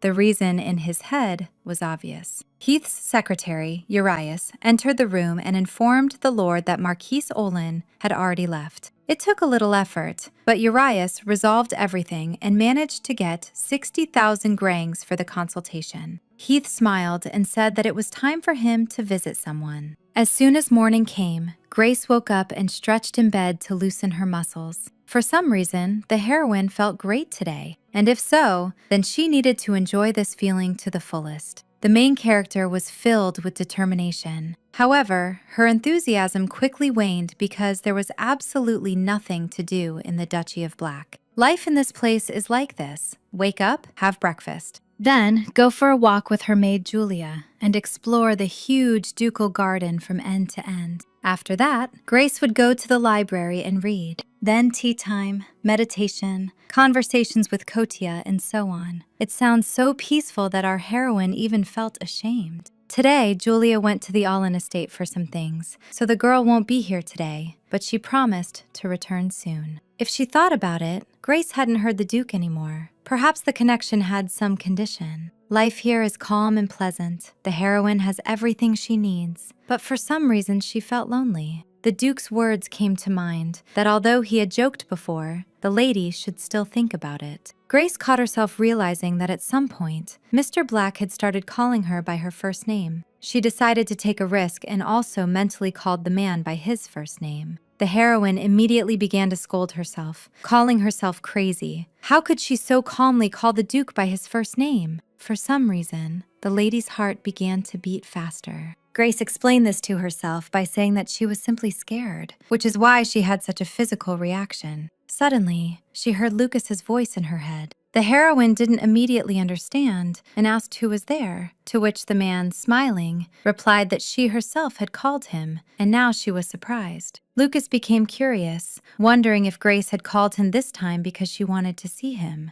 The main character apologized and explained that she just wanted to check because the gentleman's voice kept appearing and disappearing. In response, Lucas asked if she had managed to figure it out. Grace gave a positive answer and realized that she just needed to think about the Duke. Lucas's heart began to beat faster, and the young girl immediately exclaimed that she didn't mean that at all. The man replied that he hadn't said anything, but our heroine perfectly understood that the Duke was lying now. She told Lucas that she just thought about him when she woke up, but then added that she just wanted to understand magic. Grace realized that the more she spoke, the more it all sounded like excuses. But Duke Black asked Milady not to explain anything, as he was not going to tease her anymore. Then the man apologized for being such a terrible host and unable to properly receive guests. However, Grace reassured him, saying there was no need to worry. She was very surprised when the Duke suddenly suggested a horseback ride. At that very moment, our heroine heard the sound of approaching hooves.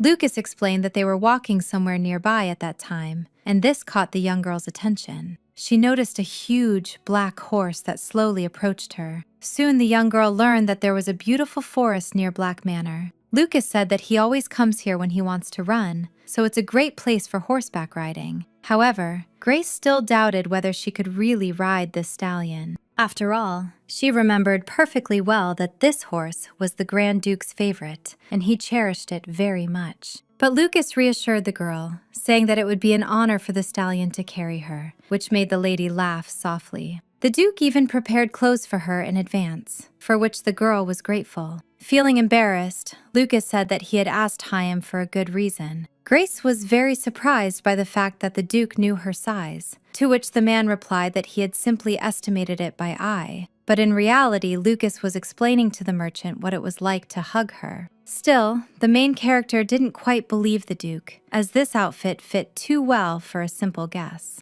Lucas announced that there were more important matters now and asked her to get on the stallion. For our heroine, it turned out to be too high, but the Duke asked the girl not to worry, as the beast would adjust itself. Grace continued to doubt, but still slowly climbed onto the steed. As soon as she managed to do this, the girl caught herself thinking that she had become as if 3 times taller. Now much was visible. Suddenly, the stallion bolted from its spot, which was very unexpected for the young girl, and she gripped the reins tighter. The beast was racing so fast that Grace couldn't help but scream in fear. She had already begun to say goodbye to life, telling the Grand Duke that it was happening too fast for her. In response, Lucas asked Lady Olin to trust him and just straighten her back, assuring her that she definitely wouldn't fall. Overcoming her fear, Grace still trusted the man. She followed his clear instructions: press her legs to her sides but not too hard, and completely straighten her back. As soon as all this was done, he asked the lady to open her eyes. The main character felt joy inside herself. For the first time, she felt so free and alive. She's still a little scared, but happy nonetheless. It was hard just now, but now it's very easy. Grace had a feeling as if she had found a second wind. Soon the stallion stopped, deciding to rest, and the main character, along with him, sank onto the grass. She began to stroke the beast's massive neck, saying that he was very fast and strong. Suddenly, the young girl became curious to know his name. The question clearly stumped the Duke, and he informed Lady Olin that the stallion's name was Lucky. The main character believed Lucas's words and praised Lucky, as he had tried very hard. She pressed her lips to his and uttered words of gratitude. Grace immediately heard the Duke's agitated voice in her head, suggesting she return to the mansion as it was starting to get cold. The main character agreed, as she realized that she had gotten sweaty during that time, and a wash wouldn't hurt. She said goodbye to Lucky, promising to see him later. Taking a warm bubble bath is very pleasant. Julia, who had just returned, asked if Miss enjoyed riding the horse, and Grace replied that it was a lot of fun. The maid was glad to hear that and asked how the water was for the lady. Grace responded perfectly, adding that the shampoo also smelled good. At home, our heroine couldn't even dream of such a thing. Despite Grace belonging to the Marquis's family, her father deprived her of all luxury so that she would grow up modest. He, in turn, turned a blind eye to Norman because he was the heir. And he, in turn, controlled almost every aspect of Grace's life, including her dresses, jewelry, food, entertainment, and even her walks. At some point, despite her family, Grace, through much effort, achieved her own title and income. And only then did the girl start allowing herself a little more, because her father did everything for his own sake. He spent all his accumulated money bribing the consulate. As a result of this, he was able to become a political figure. The Marquis even wants to use his own children to his advantage in marriages of convenience just to achieve his goals. These thoughts haunted Grace even before sleep. In reality, thinking about family is terribly unpleasant. So the young woman decided to put all thoughts aside and go to sleep instead. Especially since while she is in the Duchy of Black, our heroine can fully enjoy the silence. However, silence cannot last long, and after a couple of days, a real commotion began. The woman sitting opposite Grace announced that her house had the best tea in the kingdom, so Miss had to try it. The main character couldn't understand how it happened. Setting the cup down on the table, the woman asked the lady not to be afraid of her. She confessed that their Lucas had told her a lot about Miss. Right now, sitting in front of our heroine is Selina Black, who is the lady of the Black family. She was very glad to meet Miss Olin in person, and Grace replied to the Duchess that it was an honor for her to meet her. Selina perked up and asked not to address her so formally, as they would soon be family anyway. So the woman asked to simply call her by her first name. This was very embarrassing, but Grace managed to pronounce the name Selina. This sounded so sweet in the Duchess's eyes that she couldn't hide the smile that appeared on her face. She had always only had sons, so now Selena is very pleased to see such an elegant lady. The main character was surprised by the fact that the Duchess was acting so simply around her. This was very unusual, but next to her, the girl felt the warmth she so desperately wanted to receive. The Duchess offered a couple more desserts, but Grace immediately refused. Kotia said he would bring everything right away, and Selena asked the lady not to be shy, saying that she hadn't eaten it in so long. The main character realized that it was pointless to object, so she simply accepted her ladyship's will. And now, let's figure out how all this happened and go back in time a couple of hours. As soon as Grace dismounted the black stallion, someone asked her if the lady was already used to riding. It turned out to be Sir Haim, who had suddenly appeared out of nowhere. She told the adjutant that Lucky was a very good horse, so it wasn't difficult to get used to him. Grace could confidently call him a true gentleman. Grinning, Haim said that Lucky was a very picky horse and wouldn't let just anyone ride him. Apparently, the lady simply pleased him. While the stallion and Haim glared at each other with displeased looks, our heroine noticed something strange. She had never seen such a carriage in the duchy before. Grace decided to ask Sir Haim if he was expecting guests, and the man, confused, replied that nothing of the sort was planned. Suddenly, both the horse and the adjutant froze in astonishment, realizing something. A beautiful woman with light hair emerged from the carriage and told Haim that they hadn't seen each other in a long time. While her maid was scolding Haim for the poor reception of her mistress after a long meeting, the main character realized something. Before her now stands Duke Lucas's mother, Duchess Selena Black. The blonde said that she was probably carsick from the long journey, so the maid offered her some water, and then she gestured to Haim to immediately solve this problem.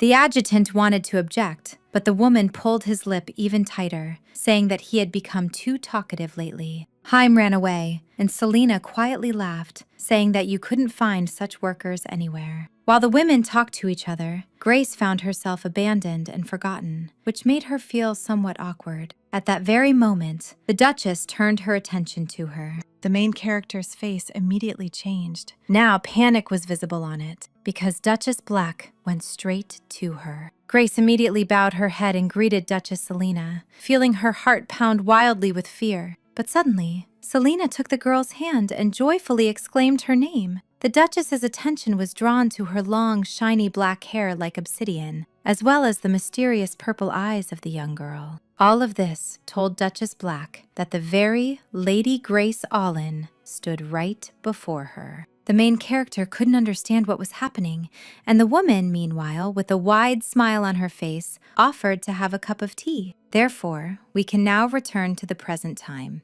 The Duchess couldn't take her eyes off this lovely girl. Some time ago, Selena received a letter stating that the whip's curse had fallen upon Miss Grace's hand. Lucas wished for his mother to arrive quickly and help, which greatly surprised Selena, as her son had never spoken so flatteringly about the lady. He is a responsible and mature person. But Lucas focused too much on love, so Selena even began to think that her child had overly high standards. Then something happened that greatly surprised the Duchess. A beautiful butterfly landed on Lady Allin's hair. Selena assumed it had simply mistaken the lady for a flower, and was very touched by the lady's reaction. If you think about it, something similar happened when the Duchess first met Felix. The man said it was a morpho butterfly. You rarely see them here because they live in distant places. Grace, just like Felix once did, said that the wings of this butterfly were very similar to the color of the Duchess's eyes. All playfulness left Selena's face, and she stared at the lady without blinking. Meanwhile, Grace, with a smile, explained that the blue color of these wings comes from the unique structure of the wing surface. Suddenly, the butterfly flew away, and our heroine realized that the Duchess might not like insects. So she immediately began to apologize, trying to explain that this butterfly looked very rare. The Duchess smiled warmly and replied that she had just remembered something. The next moment, Selena said something that greatly surprised Grace. The Duchess perfectly understood that such a thing is not asked for at a first meeting, but she still asked the lady to seriously consider marriage. Moreover, the engagement is already being discussed, and it is obvious that the young people are not indifferent to each other. It was true.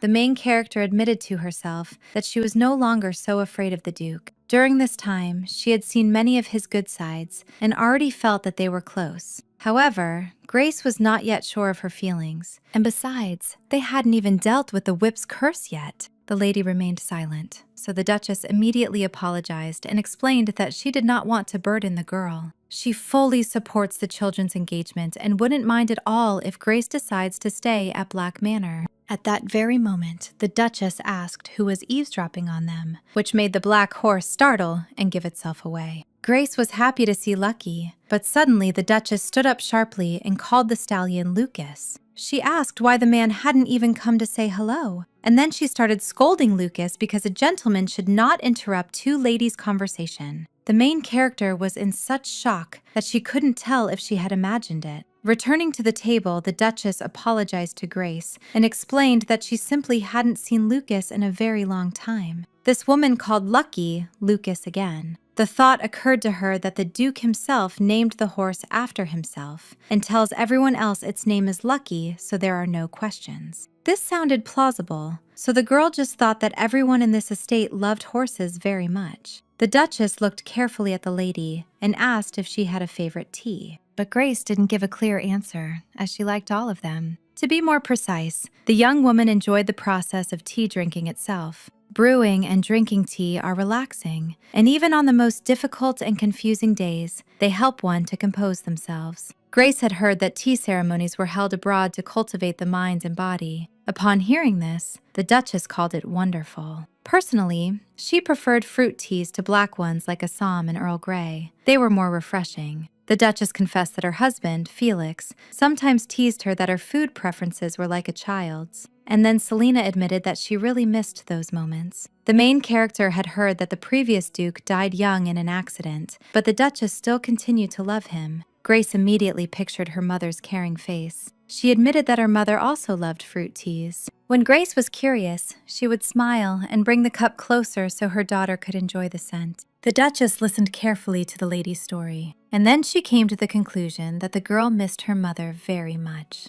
Selena immediately began to apologize for her words, but Grace exclaimed that the Duchess was not to blame at all. On the contrary, the main character was glad that she could talk about her mother after so many years, because her father forbids mentioning that woman, so Grace didn't really have anyone to discuss her with. So the girl was glad that she could talk to Selena about such things. That's worth a lot. The main character was taken aback as soon as she noticed the surprise on her ladyship's face, and immediately began to apologize for her rudeness. In response, Selena smiled warmly and asked Grace to continue. Our heroine blushed terribly and thanked the woman. Suddenly, something large poked Grace's ear, and she felt someone's breath. It turned out to be Lucky, so the main character assumed he had also come to comfort her. Delight appeared on the Duchess's face, and then she said that they looked very good together, as if they had stepped out of the pages of some novel. Unexpectedly, the Duchess announced that the first time she saw Lucas turn into a horse, she almost died of fear. When Selena was running away, he grabbed her. Their hands slightly touched, and then Lucas turned into a horse. Just in case, the main character decided to ask if this huge black horse was actually the Duke. Selena calmly answered yes.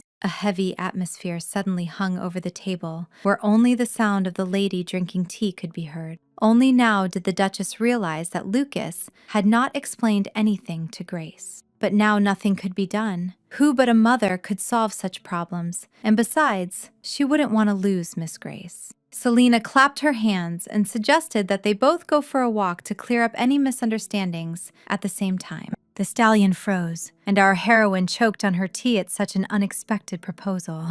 Throughout her life, the Duchess lived by only one motto: you can't refuse someone who smiles, so she assured the lady that it would be fun. As a result, Grace and the Duke went for a walk together. The lady looked coldly at Lucas and informed him that he was too close and he should stay away from her. The Duke had no choice but to submit to Miss Allen's will. Suddenly, the young woman wondered if the Duke had been deceiving her all this time. Lucas guiltily apologized and a blush appeared on Grace's cheeks. He confessed that he didn't want to deceive the girl. He just really enjoyed their mental communication. And it seemed that way it became easier for Grace to communicate with him, and it became harder to tell the truth with each passing day. The heroine couldn't understand what that pitiful voice was. She was so scared that the Duke hadn't returned for so long. Lucas repeated again that he would definitely protect Grace. A little earlier, the Duchess called the lady to her to explain how to return Lucas to human form. Once the curse has been transferred from the whip, everything will be easier. And then she told the young girl what she needed to do. The Duke once again said that he was truly sorry, and suddenly, the main character sharply turned around and exclaimed, "No!" She absolutely doesn't like him through his thoughts, so she resolutely headed towards the black stallion. She reached out her hand, on which an inscription began to glow, towards Lucas. Selena had told her the method, which meant the Duke now had to stand still and not move. The main character asked the Duke to close his eyes and then hugged him tightly around the neck. At that very moment, the inscription on the young girl's hand began to glow even brighter. Finally, Lucas took on his human form. Both heroes were confused. The Duke asked if Grace wasn't angry with him, but she replied that she was. But in reality, the heroine was just scared because of the curse on her hand and because the people in the mansion couldn't tell her anything. Moreover, she was frightened by the Duke, who had disappeared and hadn't returned. Lucas listened carefully to the young lady's indignation, not daring to interrupt her. Meanwhile, Grace coldly added that she hadn't even known anything. The man tried to explain everything, but the girl interrupted him, saying that she, on the contrary, had been pretending to be calm.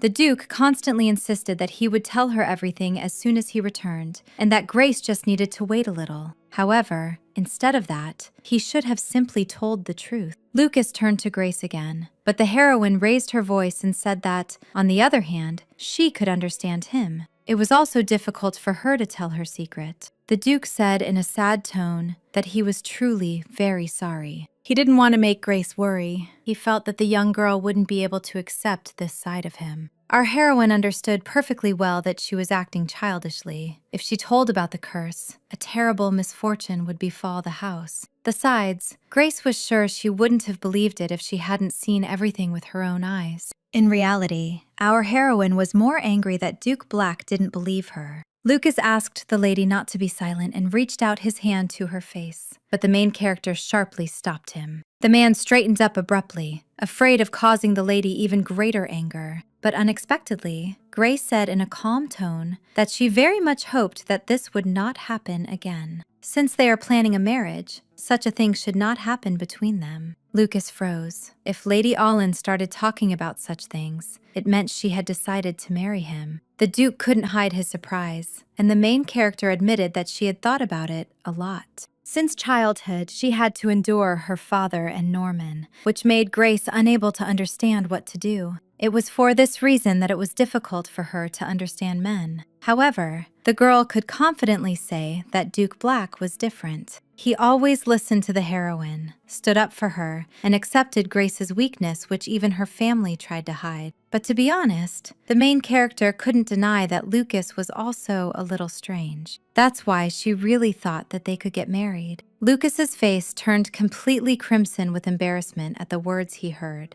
Grace wanted to say something else, but the man stopped her, holding her tightly. The man began to utter words of gratitude repeatedly, confessing that he had thought the lady would never forgive him. Suddenly, Lucas realized what he was doing right now. He sharply pulled away and apologized, explaining that he was just very happy, and Grace awkwardly replied that it was okay. Our heroes approached the lake and stopped. The Duke caught himself thinking that he couldn't take his eyes off our heroine. She looked more beautiful than ever now. He confessed to Grace that he didn't believe in marriages without feelings. He was never interested in a marriage of convenience, and the man couldn't understand how one could marry someone just for the sake of family status. But when Lucas met Grace, everything changed. The man admitted that he sometimes even followed the girl out of curiosity, which shocked our heroine. The hero explained that Grace had always been a noble lady who behaved so openly with orphans. During the drought, she even saved many from starvation. Then Lucas learned that Grace was much more expressive and interesting than he had thought. The Duke came closer, took the girl's hand in his, and said that she was a wonderful person. That's why he wanted to get to know her better, so he asked Grace to allow him to. The man whispered to the girl to close her eyes, and then began to slowly approach her lips. Grace perfectly understood that she should refuse right now. Suddenly, the main character's eyes widened as soon as she realized an important detail. If Lucky is Duke Black himself, then Lucas also remembers all those moments, including the kiss. This realization made the main character feel even more awkward. She sharply pushed Lucas away, not letting the kiss happen. And then, blushing with embarrassment, she said that she knew the Duke shouldn't be forgiven so easily. Grace called the Duke a liar and then simply ran away to the mansion. Returning to his office, Duke Black realized that he had accumulated a lot of work during this time. It was strange. Lucas was sure he had delegated all matters to Chaim, but apparently he couldn't keep up with them.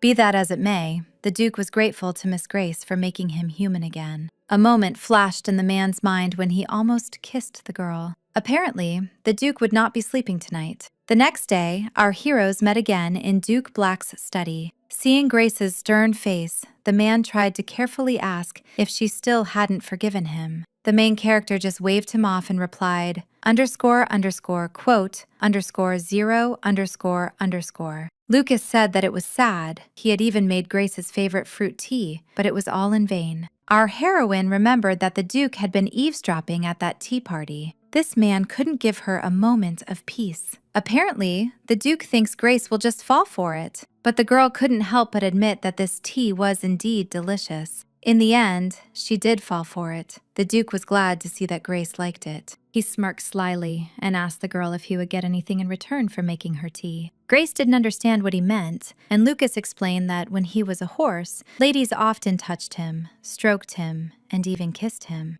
Our heroine was even taken aback by the Duke's jokes. Lucas said that the Black family has a tradition. If someone gives you your favorite food, that person must kiss them in return. Grace exclaimed in surprise, "Is that really true?" And the man with a wide smile replied, "No." He just liked watching her reaction. He called Grace too trusting. The man didn't know if it could be called naivety, but the prognosis was clearly not good. The main character was silent for a few seconds, and then called the Duke shameless. Suddenly, the man resolutely asked the girl to call him by his name. He reminded her that Grace had done this before, which made the young girl feel even more awkward. The heroine tried to explain that things were different then. It was hard to explain, but calling the Duke by his first name was somehow disrespectful. Lucas sighed sadly and said that if it was so difficult for the lady, he wouldn't force it. Would Grace now always see the man as Lucky? But he was right. She couldn't always call him Duke. The main character was about to say his name when Duchess Black suddenly appeared in the room and interrupted her. With a playful smile on her face, the woman asked if the lovebirds had already started cooing, as the sun had only just risen. Lucas unhappily asked his mother if she was going somewhere, and Selena said she wanted to visit an antique shop in the east. Noticing the interest on Grace's face, the Duchess suggested they go together. The Duke immediately perked up and wanted to say that in that case, he would go too. However, a heavy hand suddenly rested on his shoulder. It was Hames. The adjutant shook his head negatively and said that the Duke couldn't, which caused confusion on Lucas's face. Hames explained that until the master finished with the papers, he would never go. Lucas tried to say he would do it later, but the assistant was adamant. He had already done a lot of work while the Duke was away. Managing the estate, the vassals, business reports, dealing with employee complaints, it's true torture. Be that as it may, shopping is definitely not in the cards for the Duke today. Selena took our heroine's hand and informed her that it was time for them to go. Soon they got into the carriage and set off. Serena asked Grace if she had ever been to the east, and our heroine replied that she had, a couple of times. Compared to Central Park or the West, it's a bit unfinished, but it's very old. You can always find something ancient there, including books and trinkets. Serena said that young people usually don't go to the East, but Grace actually liked the Eastern District for another reason. Her orphanage is located there. It doesn't house many children, but at least they always have food and teachers. Our heroine even invented preservatives for them. When Grace first went there, she saw the little ones eating grass just to fill their stomachs. But even despite this, smiles shone on their faces. Children, if they saw it, it looked ordinary, and it grew everywhere, so they didn't pay attention to it. The leaves can be dried and ground into a powder, and the berries can be baked or made into jam. After many months of research, the main character managed to find a way to make it edible. This food spread to all the orphanages in the kingdom. Then the rest of the needy learned about it. Thanks to this, there are no more starving children in the kingdom. Who would have thought that an ordinary weed would turn out to be so useful? While Grace was thinking about how incredible nature is, the Duchess noticed that they had already arrived. The woman asked the lady to wait for her a little, as she was going to speak with the owner. She winked at Grace, saying that if the girl saw something she liked, she shouldn't hesitate to mention it. The main character began to look at different things with interest. Suddenly, her attention was drawn to a small black horse figurine, and the girl wondered how the Duke would react to such a gift. Grace even imagined him taking this little one in his arms and swearing to protect him like the apple of his eye. Suddenly, the girl heard a cough next to her and sharply turned around. It turned out to be a light-haired man who was racked with an incredible cough. Grace immediately ran up to him to find out if the stranger was all right. Things were clearly bad. The main character noticed that the man's breathing was very labored. She decided to go for help now, but the unfamiliar man didn't let her, sharply grabbing her arm. Grace gave him a surprised look. The man called the lady very kind, adding that he was feeling better now. The thought that this man was very handsome immediately crossed the young girl's mind. This stranger was seized by a cough again. Grace decided to call someone anyway, asking if the man had an escort, to which he replied that his servant had gone for medicine. Suddenly, the girl felt that the man's hand was cold as ice, even through the glove. The handsome man looked at Miss with hope and asked her to stay by his side until the servant returned. Of course, Grace agreed, and did so with such determination that the head of the intelligence agency was even surprised. The main character promised that she would stay by the man's side. In fact, the Lord didn't think he would hear such wonderful words from the lady. The girl was so resolute that Heath was even taken aback. Spending time with the Duke, Grace didn't even notice how she became bolder. Suddenly, the handsome man addressed our heroine. He knew that his further request might seem impolite, but he still asked the lady to lend him her arm. Heath explained that standing was more comfortable than sitting. His head had started to spin, so he hoped the lady would agree to support him. The handsome man called himself a helpless adult. The Lord immediately asked the lady to forget everything he had just said. But suddenly, Grace revealed that she herself sometimes gets sick, so the man could take her hand. Some time later, the main character asked the stranger how he was feeling. They both stood, Grace holding this handsome man's hand with full determination. A sly smile appeared on her face as soon as she asked if the man felt better after such a manipulation. Unable to resist, Heath turned away from the lady and laughed, but the girl innocently thought he was feeling sick again due to a cough. The man apologized and explained that this unexpected pose had confused him. Heath caught himself thinking that if he was so awkward with a beautiful lady, he could have just declined. However, the young woman turned out to be much more interesting than he had thought. Therefore, Heath told our heroine that she had intrigued him. Grace looked into the man's beautiful, piercing eyes, the irises of which seemed to glow with a scarlet light. Unexpectedly for Heath, she announced that the servant was taking too long, even though enough time had passed. Perhaps something could have happened to this person on the way.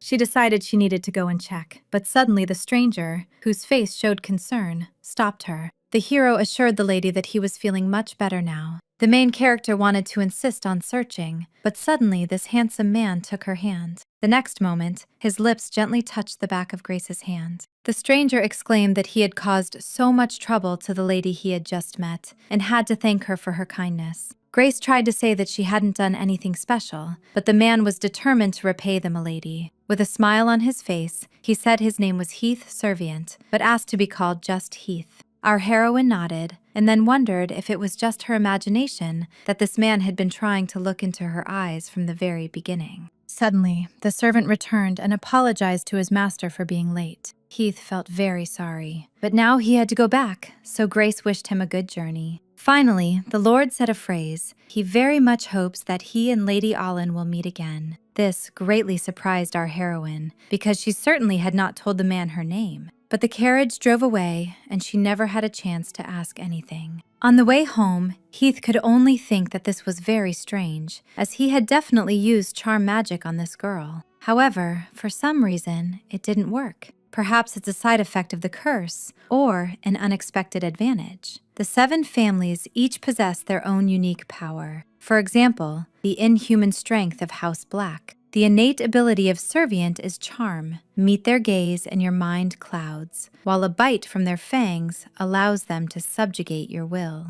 But it didn't work on Grace Allen. Perhaps the reason was that ancient writings were depicted on the lady's hand. No matter what it was, he too still didn't like it. And seeing the master's mood, Uriah suggested canceling further plans. However, the man refused, as he still had to go, because those damn old farts definitely won't wait. All this time, the main character was waiting for Selena, and had even begun to regret not bringing a book with her. The Duchess's sudden voice greatly pleased Grace. The woman was coming down from the second floor with a huge number of boxes, apologizing to the girl for the delay. Grace helped by taking a few boxes and said that so many interesting things had happened there during that time. But suddenly, the lady noticed a box in the Duchess's hands and asked with surprise what it was. Selena lifted it higher and mysteriously vanished. In fact, the Duchess had been looking for this item for a long time, and then the owner of this place announced that he had miraculously managed to find it. She placed an unfamiliar container on the table and explained that it was called a dream sensor. The main character froze, horror appearing on her face, as she didn't understand how this thing had gotten there. The Duchess immediately noticed how Lady Allen's mood had changed, but she didn't show it, asking the girl to take the dream sensor in her hands. The main character fulfilled her request, but suddenly noticed something strange. There's a scratch on this item, which led the young girl to a certain conclusion.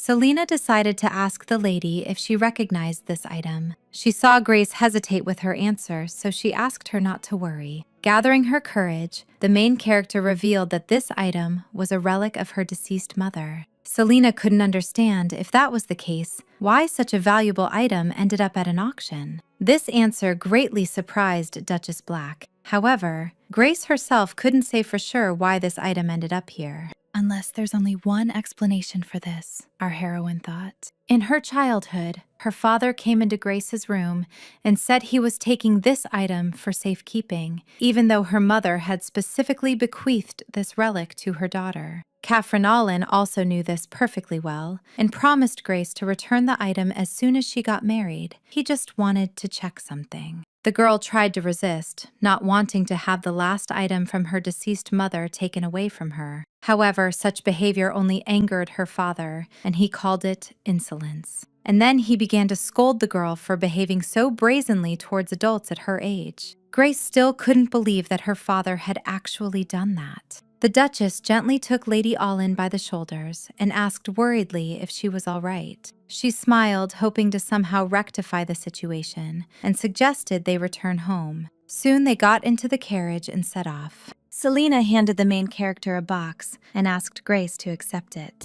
Although the Duchess had bought this item herself, she now believed it should belong to Grace. Besides, the dream hen is not the only one in the world. If Selena wants, she can easily get another one. But this particular item is the only one for Grace. Her mother's relic will always remain priceless and irreplaceable.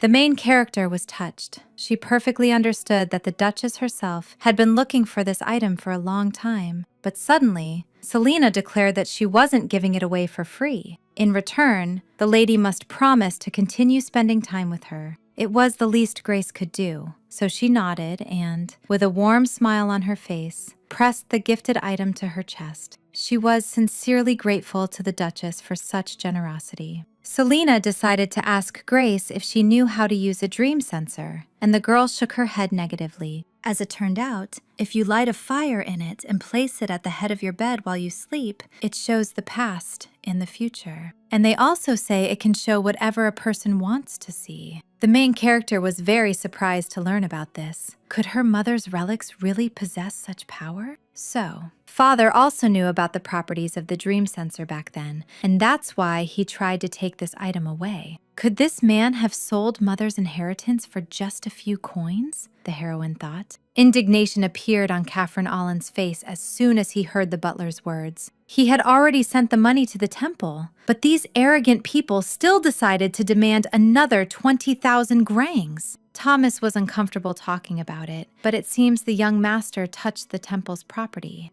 It is rumored that he coveted the temple's holy water and, alas, desecrated it. This greatly enraged Khafren Olin, and he shouted, "Did this fool really find nothing better than to encroach upon a sacred place?" The temple is closely connected to the royal palace, so such an act could land one in the palace prison. For this very reason, the Marquis could not allow the heir to the family to fall into such trouble, so he ordered the full amount to be paid to the temple. But as it turned out, a demand was sent from the temple to immediately take the young master. Khafren Olin yelled that since these idiots took the money, they should now bear the responsibility. He asked the butler to tell them to take him, and Thomas bowed, promising to fulfill everything. Taking another drag of cigarette smoke, the Marquis suddenly asked when Grace was planning to return. Thomas said that Mrs. Black had sent a letter asking to allow the lady to stay longer at the ducal house. The Marquis only replied that women do nothing but gather and chat endlessly, and then dismissed Thomas. Khafren was completely convinced that the Black Mare was to blame for everything that happened.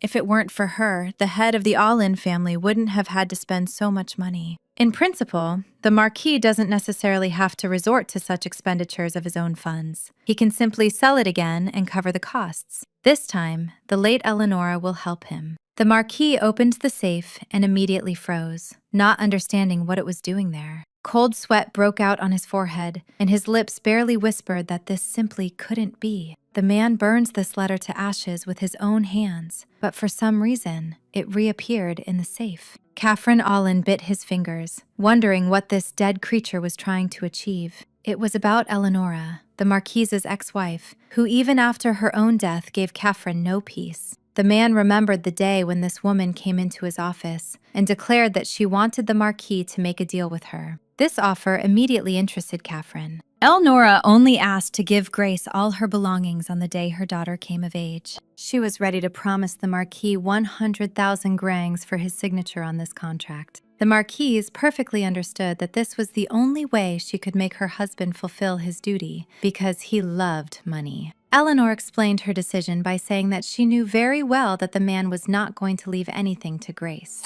Therefore, at least her mother's belongings should be with her. Lately, doctors had been saying that the Marquise was terminally ill and almost blind, but the defiant look in this woman's eyes still hadn't faded. After the death of his first wife, Khafren Olin met her, the daughter of a foreign nobleman. She was too beautiful, so the Marquis used all his connections to make her his wife. Khafren thought that in marriage, this woman would become submissive, but her stubbornness could not be broken. In moments of physical abuse, Eleonora looked at her husband with her strangely shining eyes, as if challenging him. Everything about the Marquise began to annoy him. This also applied to the plebeian maids with whom she chatted cheerfully, and even the daughter whom Eleonora bore. The Marquise began to act as if her husband had become nothing to her, and constantly looked at him coldly. Khafren immediately considered Eleanor's offer ridiculous. How could this woman have 100,000 grangs? But she calmly explained that her cousin would prepare the money. The Marquis slammed his fist on the table and shouted that his wife was lying again. He was sure that handsome blonde was no cousin of hers. Would a cousin really pay 100,000 grangs for her?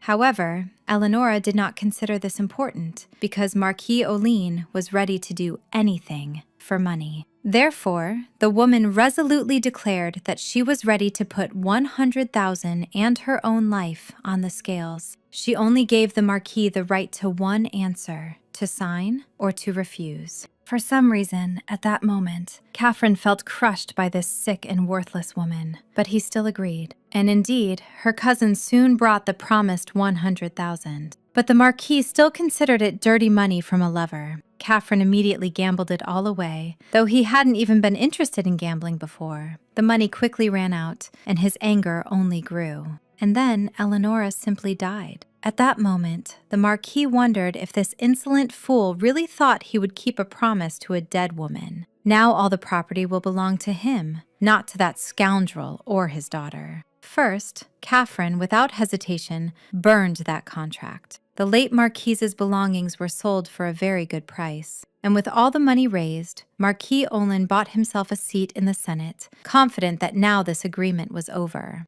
Only everything turned out not at all as the man had imagined. This cursed contract started appearing again and again, and it was beginning to seriously worry Catherine. Punching the agreement, the man yelled, "Does that wench really think I'll be scared?" Eleonora had been dead for a long time, and the dead can't do anything. So the Marquis tore up the contract once again, and then he quickly left his office, slamming the door loudly. As if by magic, all the scraps of paper came together as one. It was again written on it that the aforementioned belongings of Eleonora Laetitia would be transferred to Grace Allin, and failure to comply would result in punishment. Soon, the Duchess Black and Lady Allin returned to the duchy. The first thing they noticed was Sir Haim looking pale. Grace started to worry. The man looked as if he had eaten arugula leaves, but he assured her he was fine. And then he asked the ladies how their walk had been. The heroines told him how wonderfully they had spent time together, which made Haim very happy. He was glad that all his efforts had not been in vain,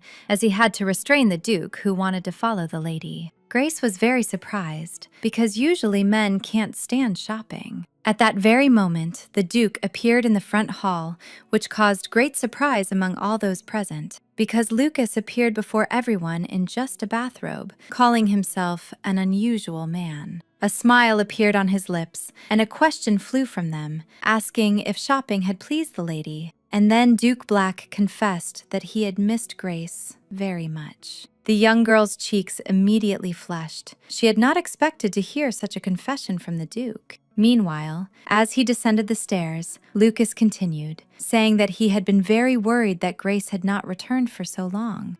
While waiting for the girl with such impatience, the Duke suddenly came to the conclusion that when you meet again after a long wait, the joy becomes stronger. But Grace couldn't look at Lucas, wishing someone would cover his exposed chest. Haim became a savior. He informed his Grace that no matter how happy he was, it was completely indecent to meet someone in such a state. Besides, the Duke should understand that there are other people present here. The Duchess stood smiling happily all this time. As soon as Lucas changed, he explained that he had been rude just now and had forgotten about his clothes in his haste. Then he asked his mother how the journey had been, and she only replied to Lucas that he was asking too quickly. The man confessed that without the two of them, the mansion seemed empty. He couldn't even express in words how much he had awaited their return. In any case, Lucas was curious to know if the lady enjoyed the journey with his mother. This woman is so energetic that even the Duke himself was afraid that Grace might find it difficult to be around her. With a heavy sigh, Selena said with a hint of sadness in her voice that when Lucas was little, he wasn't a child who spoke so rudely. Every night he would cling to the hem of her skirt and say he was scared. The main character was very surprised because this was nothing like the serious Duke Black. Lucas, with a strained smile, tensely said that he didn't remember anything like that, which made Selena laugh quietly. She felt sorry that her beloved son didn't remember anything, so the Duchess offered to tell Grace everything. The man pleaded not to do it, which made our heroine laugh. His reaction seemed amusing. Suddenly, a thought came to Grace that illuminated her. Lucas was taken aback when the young lady suddenly asked if his lordship liked cute things, and then she handed him a small figurine of a black pony as a gift. Grace explained that it was a good luck charm. She had bought it in a hurry and, unfortunately, hadn't had time to wrap it nicely. For some reason, this pony reminded her of the Duke. The man abruptly jumped up, asking if it was true. Such behavior greatly surprised our heroine. Lucas just couldn't believe that Grace thought of him, even though today wasn't a special day for giving gifts. In fact, the young girl was simply curious how the Duke would react if she suddenly gave him something. However, she couldn't admit such a thing out loud. Lucas politely asked his mother to leave them alone, and then, clearing his throat, addressed Grace again.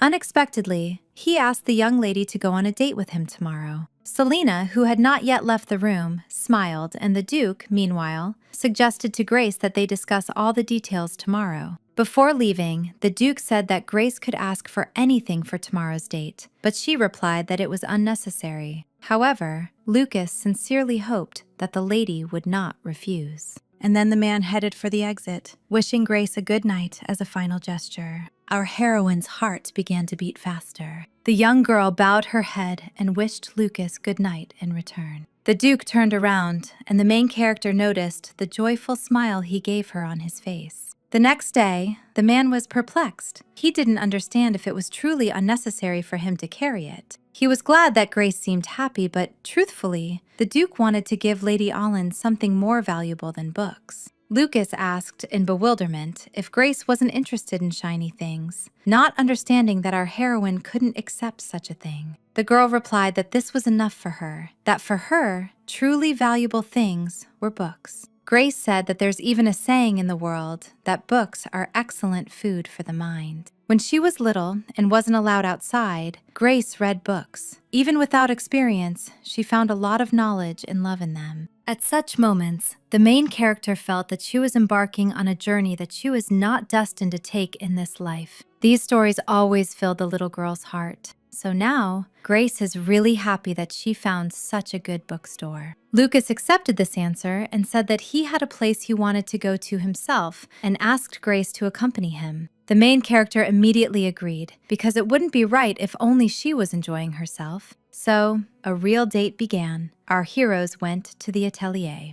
There, Grace tried on a very beautiful dress that highlighted all the beauty of her figure and appearance. After that, the heroes went to a flower shop, and of course, the Duke made several purchases for the girl there. As a result, the heroes visited countless stores they passed by. In the end, they decided to grab a bite at an establishment where Lucas asked the lady if she had enjoyed her day. Grace, laden with gifts from the Duke, awkwardly replied yes. Looking at the menu, the man thoughtfully said that they needed to try as many desserts as possible. While Lucas was placing the order, our heroine decided to say that no matter how much she thought about it, compared to her gift, she had received too much. Only one question lingered in the main character's mind. Wasn't this too much? The Duke firmly stated that if there were too many gifts, a servant would come later and load everything into the carriage, so the lady shouldn't trouble herself. In response, Grace said she had already received enough gifts, so there was no need to give her anything more. Although it was embarrassing, Lucas still asked if he couldn't just give a gift because he wanted to. Whenever the Duke made that face, our heroine always lost her words. The waiter brought our heroes dessert, the sight of which greatly surprised Lady Allen. There were clearly desserts for couples on the table.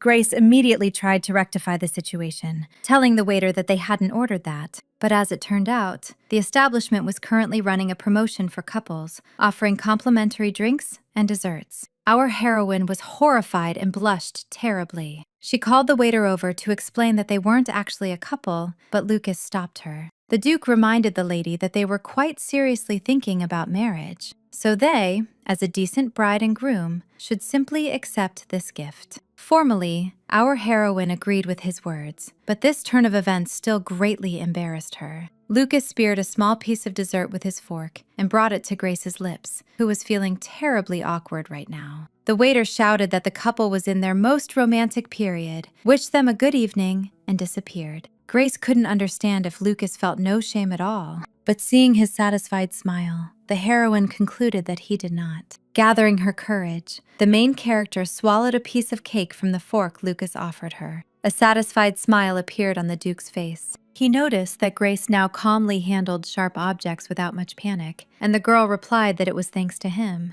Grace suggested that the reason was that there was no cause for stress now, as she was living the most peaceful days of her life. Lucas admitted that he was still worried. It seemed to him that he wasn't taking good enough care of the girl. His hands trembled as soon as Grace asked what was going on. As a result, the Duke confessed that until now, he had been making excuses to refuse, but now it was time to tell Grace the truth. Marquis Allen asked the girl to return home. Just now, our heroine was feeling very well, but now, inside the main character, there was a feeling as if she had plunged headfirst into an abyss. The sun had long since disappeared behind the horizon, and dusk had fallen outside. Our heroes had only just returned home. Grace was only thinking about the Duke's words. She herself knew perfectly well that she couldn't stay here forever. The heroine fully expected her father to demand her return, because the Marquis was a rather hot-tempered man. He's clearly not calling her because he misses her. Finally, Grace thanked the Duke for escorting her to her room and added that it had been a great day.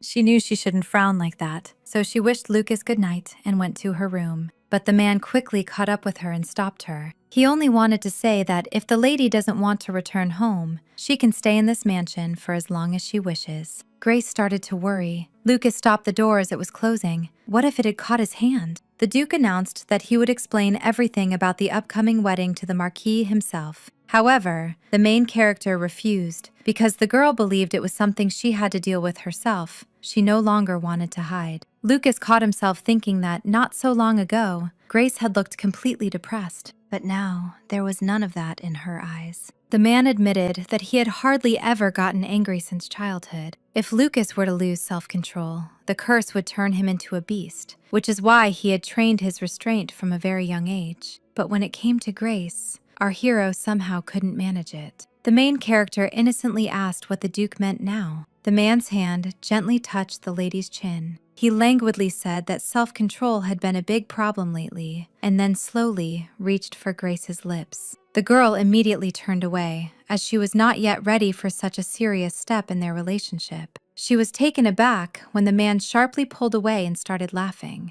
Now the main character understood that Lucas had simply been teasing her all this time, so she began to complain childishly. Suddenly, the man said that they were now even, and Grace remembered the moment when she ran away, calling the Duke a liar. The girl couldn't even imagine that the Duke could be so persistent, to which he replied that Grace was simply too vindictive for her height. The main character jokingly declared that Duke Black had already annoyed her enough, so she started pushing him towards the door, telling him to go to sleep. She reminded the man that lately he had been staying up late dealing with affairs. Grace wanted to add something else, but suddenly froze as the Duke's warm lips touched her cheek. Pulling back, Lucas smirked and said that this was his last surprise. Our heroine was speechless, and her entire face began to burn with embarrassment. Before leaving, Duke Black said he very much hoped that the lady liked his last gift as well. Let's talk now about Jamie Demigras, the one and only assistant of the Black Ducal House. This man possesses a pleasant appearance and talent. In other words, he's a man who has everything. However, that's only how it might seem at first glance.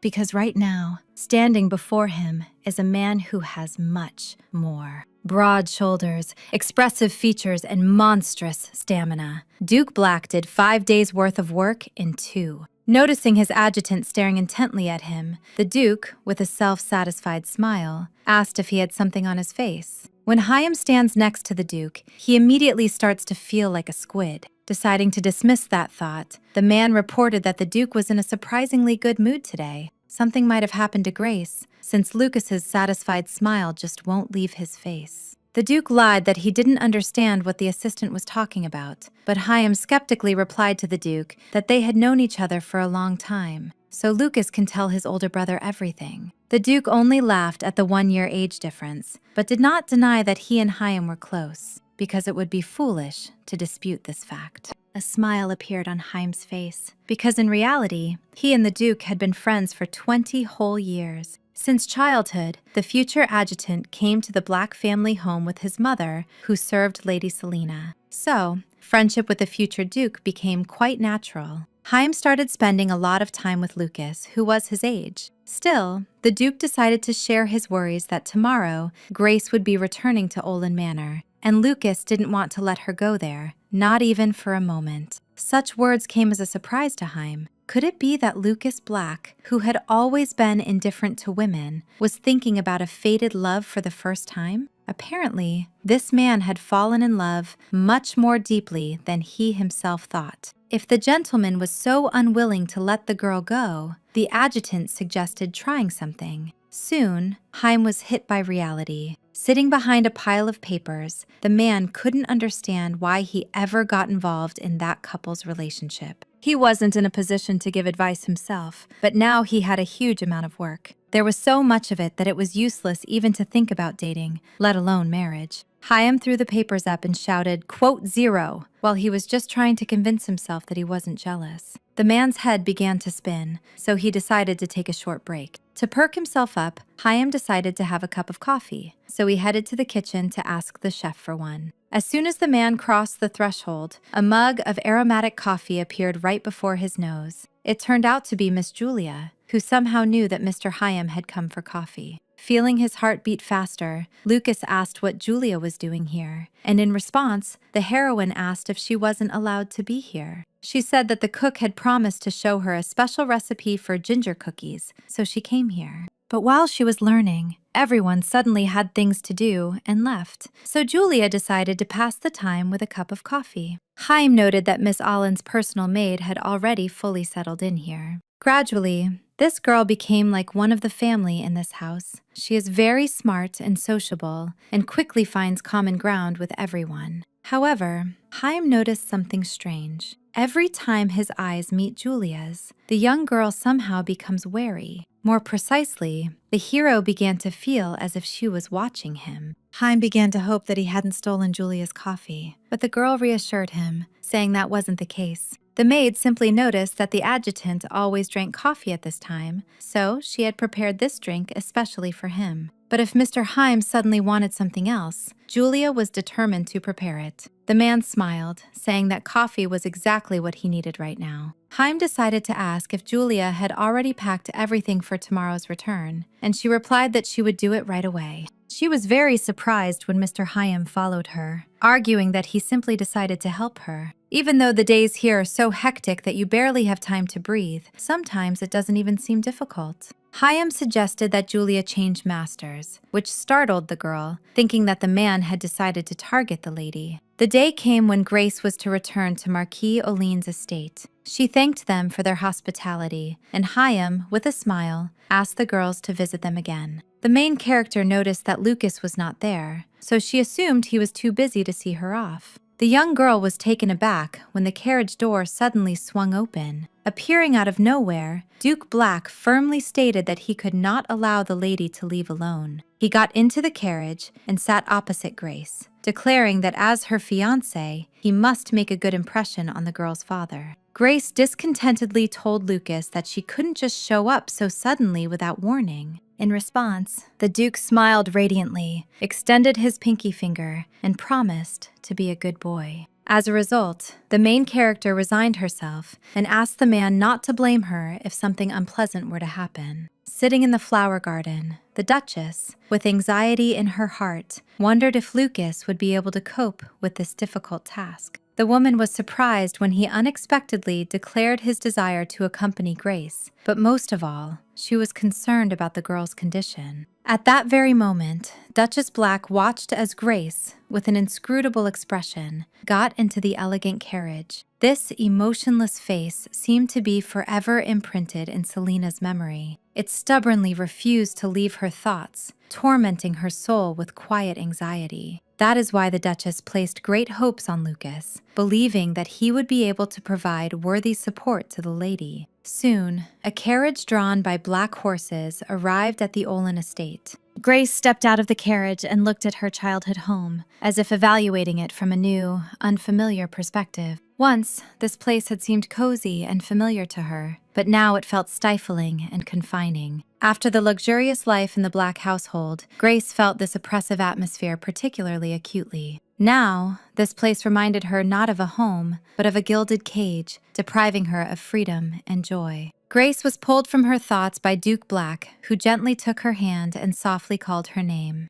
The man asked her not to show her fear, and this question genuinely surprised the girl. Raising her eyebrows in confusion, she asked what made him say that, and Lucas, with a sly smile, suggested that he must have imagined it. For someone who always bravely faced any challenge, Grace now looked unusually hesitant and lost. "It's not indecision," she exclaimed. "It's just that memories flooded over me." As soon as Grace fell silent, Lucas, now without any mockery, asked if she felt better. Then the main character realized that the Duke was holding her hand, and even his teasing was just a way to calm her anxiety. The lady thanked Lucas, feeling her peace of mind return, to which he replied that it was his duty as a gentleman. The girl smiled, catching herself on a strange thought, because just recently she was even afraid to look up at this man. And now he seemed to her the most reliable and loyal ally, on whom she could rely in any situation. Lucas asked the lady to allow him to escort her to the end, and in response, Grace laughed, asking him to stop speaking in that tone. The butler led our heroes to Marquis Allen's study and reported that the master was already eagerly awaiting them. As soon as the door swung open, Catherine Allen flinched in surprise. He forced a smile, asking in surprise if the Duke himself had deigned to visit him, though he couldn't understand why Grace had brought him along. The Marquis asked them not to stand in the doorway, but rather to come in and take their seats. Catherine apologized for the humble reception, to which Lucas replied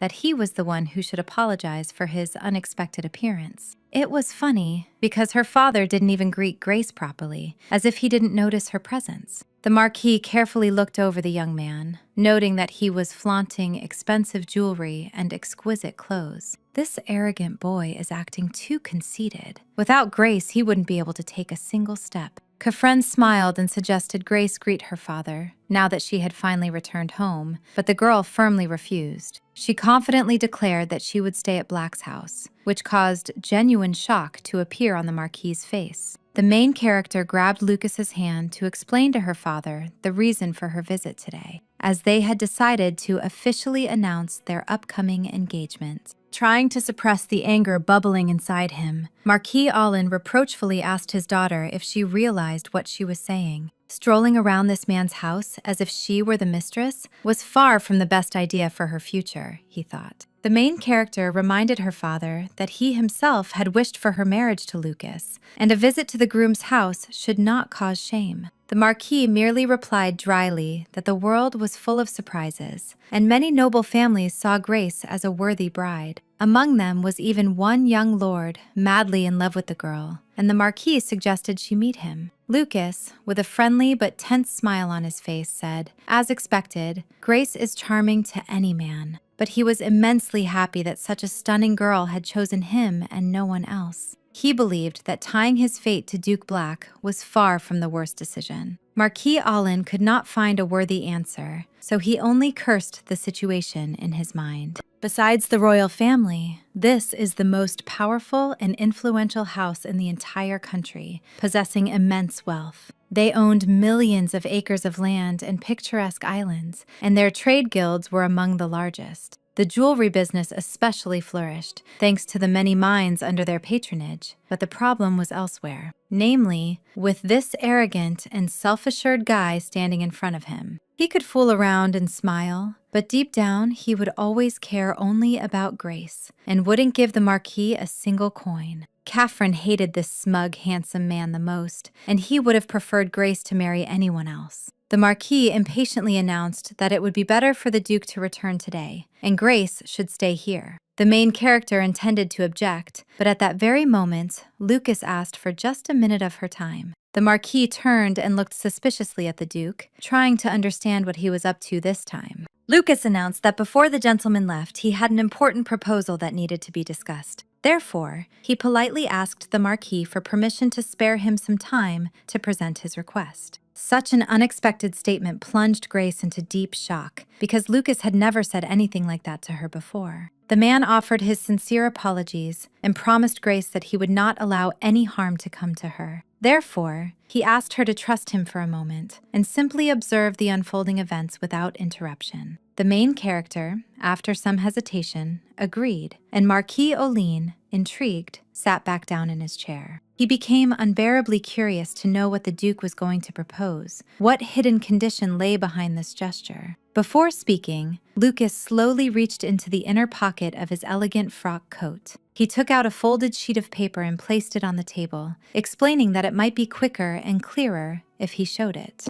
The Marquis abruptly jumped up from his seat, his face contorted with astonishment and disbelief. The main character's eyes widened in surprise as her father exclaimed, disbelieving his eyes, quote, "0. The most popular and valuable gemstone in Geronium is undoubtedly the sparkling diamond. It is the Brew mine that is known for its richest deposits of these rare and precious stones." Grace anxiously hoped that Lucas was not about to transfer ownership of this place to her father right now. But, just by looking at the man's expression, the main character realized that he truly intended to do so. All that was left was to wonder what Lucas was thinking. Could he have planned this visit with such a purpose from the very beginning? In that case, our heroine had no choice but to watch from the sidelines to see what would come of it. The Duke's offer was incredibly tempting. Even if the Marquis sold all his lands, it wouldn't be enough to buy the Brew mine.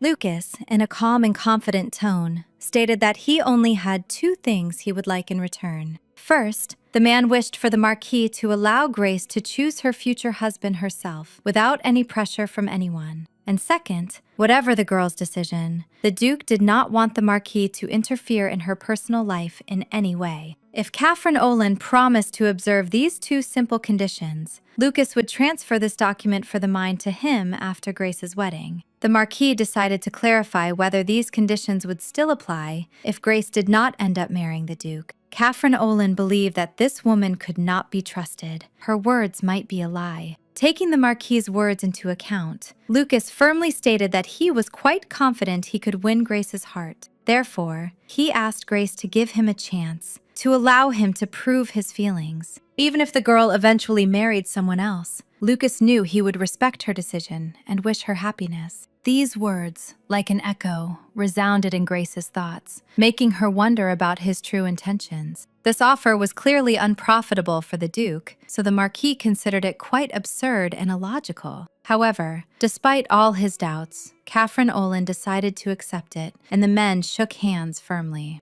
After that, our heroes left the office of the head of the Olin family, leaving behind a tense atmosphere and unspoken questions. Lucas cast a worried glance at Grace and said that he was very glad they were able to return to the Duchy of Black together. But the girl only dryly asked the hero why he had made this strange and inexplicable deal. Why the Duke decided to go so far, offering the rights to the Brew mine, and why he made such an unreasonable and risky offer to the Marquis. After all, only Lucas himself would suffer significant financial and reputational damage from this decision. The main character was convinced that there were no reasonable grounds to give away such a valuable mine for someone like her. Lucas confessed that he just wanted to help her and ease her situation, make her life a little better. Although the man believed that he had done an excellent job and his plan had worked flawlessly. In addition, it will take some time for the Marquis to reach the Brew mine and start diamond mining. This means that whenever the Marquis visits the mine, Grace will have free time to do her own thing. Lucas secretly told her that the diamond reserves in the Brew mine were actually dwindling each year, so it had about 2 years left. Lucas's sincere tone and his serious, focused face inexplicably began to frighten Grace, causing anxiety in her heart. Suddenly, the protagonist heard a familiar, affectionate voice and shifted her attention to the approaching figure. A smiling Elia ran towards her, apologizing to the lady for her lateness as she moved, explaining that she had been instructing the other servants. The main character impulsively hugged her headmaid, as if afraid that she would disappear from her life again. She confessed that she had missed her very much, and the smile on Elia's face became even warmer and more radiant. The woman replied that she too had greatly missed her miss, her kindness and tenderness. Suddenly, the headmaid realized that she had just allowed herself to behave indecently in front of the Duke himself. In response, Lucas merely said softly that everything was fine and there was no need to worry at all, reassuring her with a restrained smile. Rather, it would be a shame if Grace simply returned home, so the Duke suggested having a cup of fragrant tea before leaving. Of course, in the meantime, he would arrange for the carriage to be prepared, and Julia would gather all the necessary items for the journey. Now Elia perfectly understood why the Mist decided to return to the Duchy of Black, and her heart filled with hope. All this time, our heroine was bothered by one disturbing fact that gave her no peace. Since they last saw each other, the head maid had become even thinner and paler, as if someone was draining her from the inside. Elia had always been by her side since childhood, supporting and protecting her from all misfortunes. The girl wanted to say something, to express her concern, but the head maid interrupted her, asking if the lady was enjoying her life in the Duchy of Black. Grace answered in the affirmative, and this brought genuine joy to Elia, because now she no longer had to worry about her well-being. Now Miss Allen can return, because the Duke is surely already exhausted from the agonizing wait for her return. Elia escorted the lady to the carriage and, with a plea in her voice, asked the Duke to take good care of her, protecting her from all troubles. Then the experienced coachman pulled on the reins, and the carriage, swaying gently, set off, carrying Grace to the Duchy of Black. The head maid, with a strained, sad smile on her face, watched her for a long time until the carriage disappeared around the bend. And so, after all these short but significant conversations, our heroine finally returned to the Duchy of Black. Meanwhile, a long-awaited letter, sealed with an exquisite seal, arrived at Lucas's estate. It turned out to be an invitation to a meeting next week in a luxurious orangery from Marianne Gastaccio, a well-known socialite. The lady, however, wished for Miss Grace to join them as well, which made Selena Black wonder what she should do now. A deep, moonless night had fallen, and everyone around had long since fallen into a peaceful sleep. But Grace couldn't sleep. She constantly heard her mother's quiet, regretful voice, tirelessly apologizing to her for something. Eleonora clearly wanted to say something else, to share a secret, but her words were lost in an unclear whisper that Grace couldn't make out. And as soon as the young girl tried to answer something, to express her pain, she realized with horror that she had lost her voice. Eleonora cried bitterly and repeated that she needed to finish some important business to fulfill a promise. Since Grace couldn't speak aloud, she mentally told her mother that because of her, she had never had a hard time, and she didn't need to be sad. The woman, as if hearing her silent words, smiled faintly, and her face brightened. She asked her dear Grace to live as she was now, to be strong and kind, because Mommy loves her very much with all her heart. The main character slowly opened her tear-filled eyes and realized that the bright morning sun was already shining outside the window. She sat up from the bed, feeling a heaviness in her head, and clutched her temples with her hands. A dream about her mother, so vivid and painful, hadn't visited our heroine in a long time, tormenting her with memories. Noticing the dream catcher on the nightstand, the main character realized it was all because of the incense she had lit the night before. She hugged the item tightly, as if pressing a piece of her mother's love to herself, and whispered that she loved her very much too. A whole week, filled with quiet anticipation, had passed since Grace returned to the luxurious Black mansion. The maid, Julia, opened the door, and with an apologetic tone, informed the Duke and Duchess about the long wait. And then Grace entered, dressed in a beautiful gown adorned with delicate bows and silk ribbons. A tea party at Countess Gastaccio's luxurious orangery was ahead, so it was necessary to prepare properly for this important event. Selena was delighted with Grace's outfit, which Duke Lucas had personally chosen, highlighting her beauty and grace. The young woman decided to ask the man what he thought of the dress and her overall look. She hoped that Lucas also thought that this outfit suited her very well and that she looked charming in it. The man smiled warmly, his eyes shining, and replied that in this outfit, Grace looked even more beautiful and unique. The heroes sharply pulled away from each other as soon as Duchess Black exclaimed that they had noticeably grown closer lately. And yet, Selena was grateful to the lady for agreeing to go with her to this social tea party, supporting her in a difficult moment. The main character admitted that she was just a little unaccustomed, as something like this was happening for the first time, but she was still looking forward to it. Grace felt calm and peaceful, and on the contrary, was grateful for such an opportunity to meet new people. Selena impulsively hugged the young girl and called her very sweet and charming, expressing her sincere sympathy. And then the Duchess turned her puzzled gaze to her son and asked what he was doing watching them.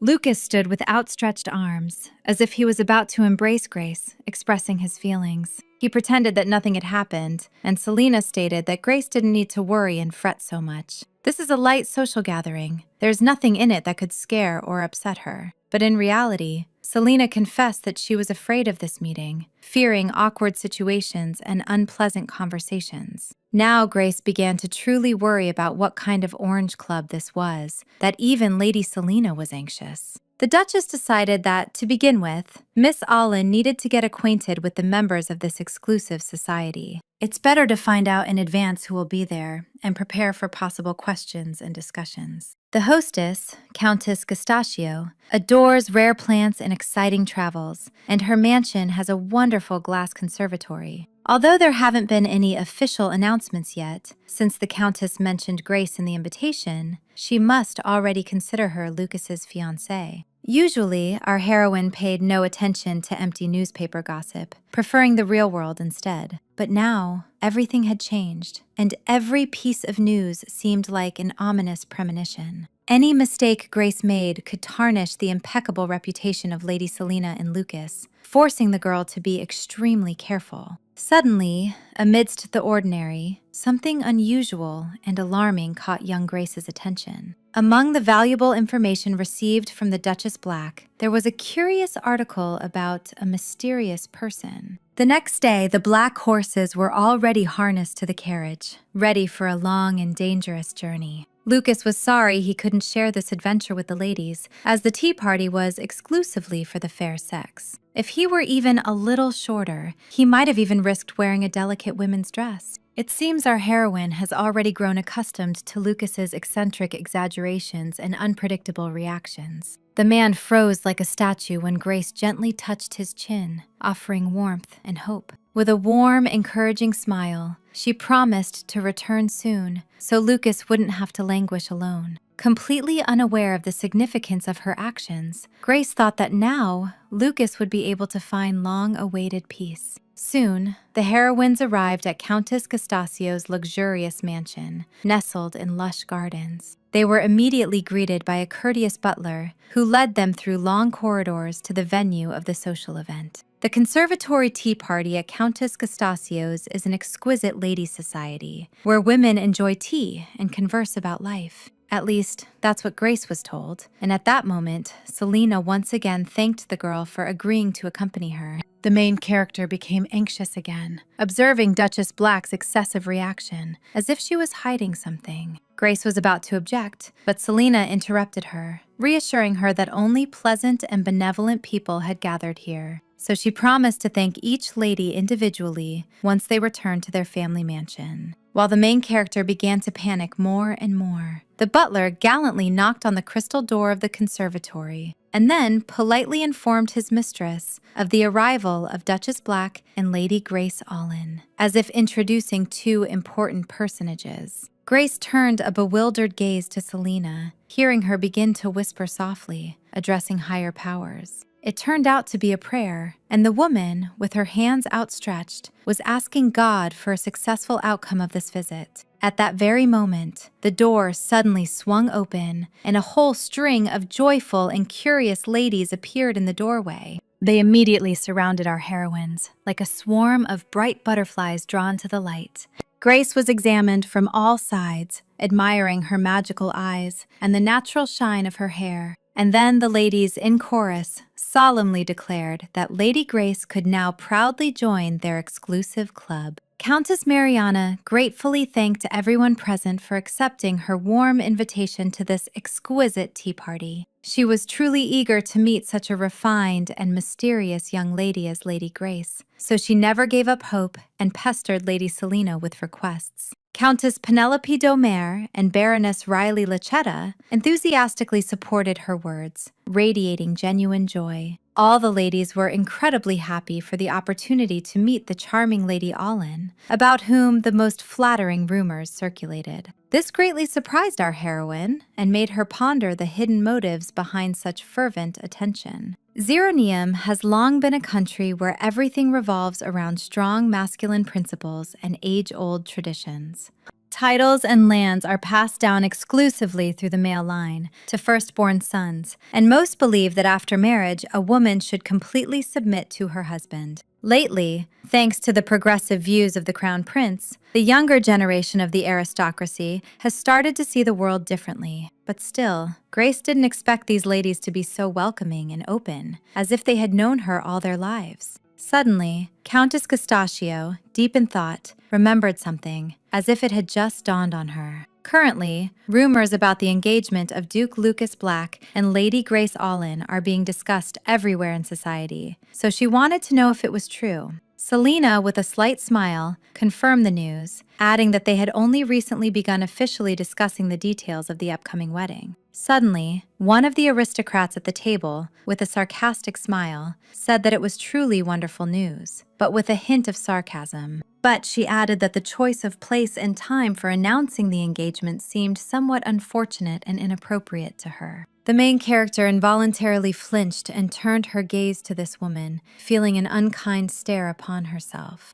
For some reason, she was staring at her intently, and her gaze revealed undisguised hatred and disgust, as if Grace had done something terrible. Selena whispered that it was Countess Roxanne Rosenheim, and now our heroine understood everything, realizing the reason for the hostility. At that very moment, another person entered the conservatory, saying that the Duchess and Lady Alin must be terribly awkward and lonely right now. It turned out to be Alendia, along with her younger sister Asha, radiating calmness and elegance. The girls said that Asha got tired quickly today, so they decided to return, and Grace realized that her assumptions were correct. 3 years ago, it was Alendia who conducted difficult and lengthy marriage negotiations with Duke Lucas, hoping to become his wife. Lady Rosenheim offered her sincere apologies for her mother's inappropriate behavior towards Duchess Selena and Lady Grace Allen. Selena replied that everything was fine and reminded the ladies that this was Grace's first time attending such an event and they should be gentler with her. Suddenly, Countess Roxanne jumped up and screamed loudly,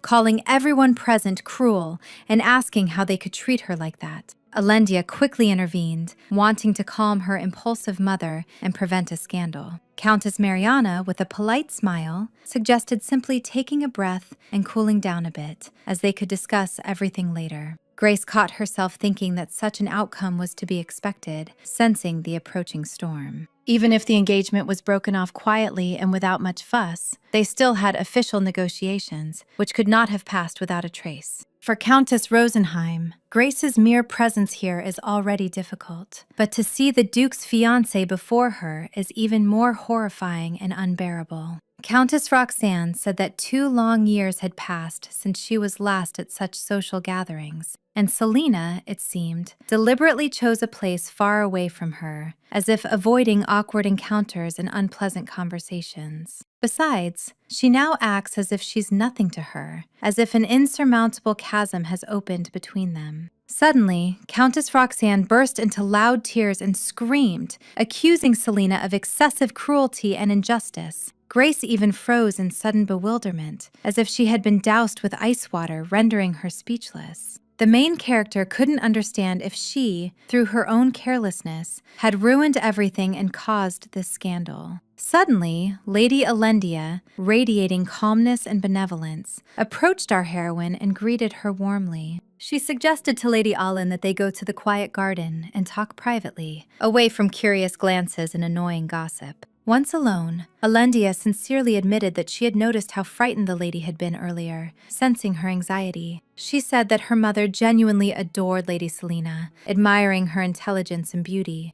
They had been close friends for many years, sharing joys and sorrows, secrets and dreams with each other. Even in her youth, Lady Selena shone with her talent in history, poetry, music, and foreign languages, not to mention archery and horse riding. And Mother always admired her, Alendia recounted, seeing in her an example of femininity and intellect. She was sure that Lady Allen had certainly heard about her marriage negotiations with Duke Lucas, which were being discussed in high society. The main character did not hide it, and honestly told the truth, not wishing to conceal her knowledge. Suddenly, Alendia revealed that it was actually her mother's initiative. She wanted to get closer to Lady Selena, to strengthen their friendship. From the very beginning, neither the Duke nor the girl herself showed much interest in each other, so the engagement quickly and painlessly broke off. Alendia winked at Grace, saying with a sly smile that it was even better this way, because everyone should be with the one they love. Unfortunately, because of all this, an awkward distance arose between the girl's mother and Lady Selena, as if a wall had formed between them. Today's meeting was arranged for the first time in 2 years to try and mend things, to restore the former warmth and trust.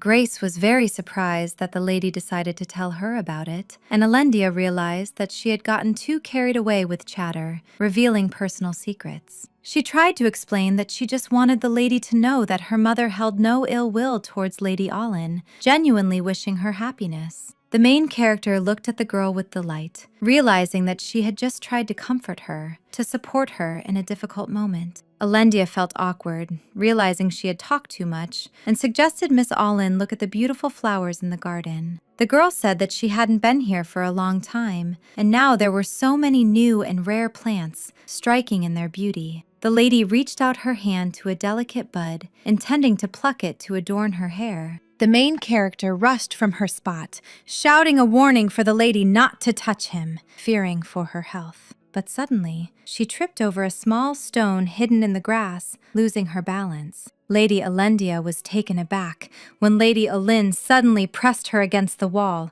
trying to keep her from falling. The heroine began to protest and asked Grace not to rush at her so abruptly anymore, fearing injury. The main character began to apologize, explaining that this flower was very poisonous, so the girl could have been burned or even poisoned. However, Grace was now genuinely happy, sighing with relief, realizing that everything was fine, because Lady Alendia was perfectly fine and had not been harmed by the poisonous touch. Alendia blushed deeply, not understanding how Lady Grace could smile like that when she herself had almost been hurt. Just in case, she decided to check if Miss Allen was all right, showing genuine care and attention. The girl was worried that Grace might have gotten a bruise, as she had stumbled and almost fallen to the ground. The main character just smiled and called Lady Alendia an attentive and wonderful older sister, appreciating her kindness. Suddenly, the young girls noticed someone's unseen presence, feeling a foreign gaze upon them. Both tensed up and cast a frightened gaze downwards,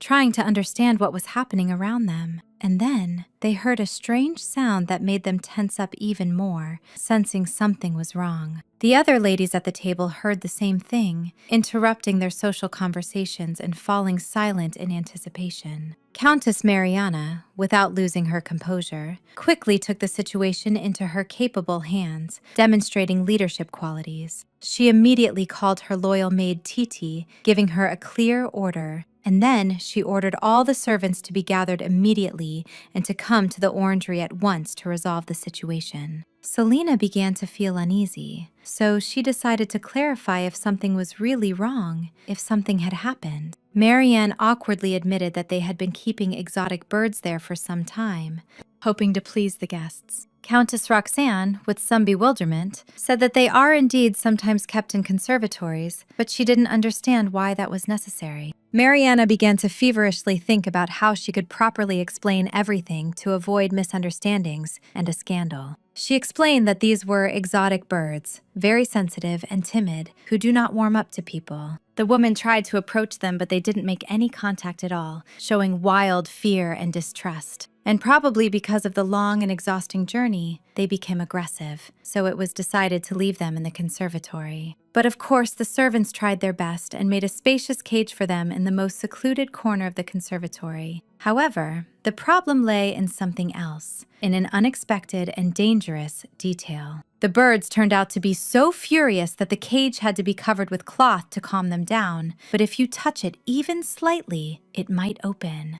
Selena and Roxana simultaneously screamed, expressing their indignation at how such an important and dangerous fact could have been withheld. Mariana tried to smooth things over, calming everyone by saying that if these creatures weren't provoked, everything should be fine. However, the piercing sound that once again echoed was definitely coming from the conservatory, confirming their fears. Selena started to worry even more, because Grace has acmephobia, and if a bird with sharp claws attacked her, something terrible could happen. So, without a second's hesitation, Duchess Black rushed to help, ignoring Roxana's plea to stop. She couldn't delay for a minute, otherwise it would be too late, and Grace might get hurt. For this reason, Countess Rosenheim decided not to stand still either, not wanting to remain on the sidelines of what was happening. She ran with her old friend, saying that she was not alone in worrying about the children, about their safety. Her action greatly surprised Selena, making her reconsider her attitude towards Roxana. The other ladies also decided to follow them, overcome with excitement and a desire to help. Both frightened women ran into the part of the conservatory where the girls were now. Alendia shifted her surprised gaze to her mother, not understanding the reason for her sudden anxiety. The woman rushed to her daughter and began asking if everything was all right, expressing genuine concern. The lady tried to explain that she was fine. She had just accidentally stumbled, startled by a sudden sound. Then the other ladies ran over, and Countess Mariana immediately offered her sincere apologies for not having told them everything sooner. Selena began looking around, trying to find Lady Allen, fearing for her safety. Suddenly, our heroine spoke up, so the Duchess would understand exactly where she should look, easing her worry. Selena asked worriedly if everything was all right, and Grace replied that she was fine, reassuring her. However, what happened to her made everyone present gape in astonishment, amazed by what they saw. These wild, exotic birds sat peacefully on the young girl's shoulders, as if tamed. Grace said that they flew up to her themselves, and now don't leave her side at all, showing unusual trust. Alendia said that they most likely accidentally touched the cage, and the door opened, letting the birds free. Initially, these creatures looked as if they were about to attack, displaying aggression and anxiety. But as soon as Grace uttered a few kind words, they immediately stopped, as if enchanted by her voice. Now Selena began to feel silly for having worried so much, raising an alarm for nothing. Countess Mariana even cried tears of joy because the birds looked so cute and defenseless when they were calm. At this, the commotion in the glass conservatory gradually died down. The servants arrived just in time to tidy up. Towards evening, all the guests decided to go home, tired from the emotions and impressions they had experienced. Selena informed Grace that they would also be leaving soon, as the ordered carriage was about to arrive at the mansion. At that very moment, the Rosenheim family ran up to them, and Alendia asked Grace for a moment, wishing to speak privately. Of course, the main character did not refuse, appreciating her sincerity and kindness. Alendia extended her hand and confessed that she was very pleased to meet Miss Allen today and hoped to meet again. Of course, this will be possible if Lady Allen doesn't mind, and they can continue their communication. The main character grabbed the girl's hand, thinking about how amazing and sincere she truly was, and then, with a warm smile, she said that she would be happy to see her anytime, ready for new meetings. Alendia smiled broadly in response and promised to eagerly await that moment, anticipating pleasant conversations. Then the carriage with the Rosenheim family also set off, carrying with them bright memories of the tea party. Selena turned to Grace and asked an unexpected question, curiously asking if anything like this had ever happened to her before.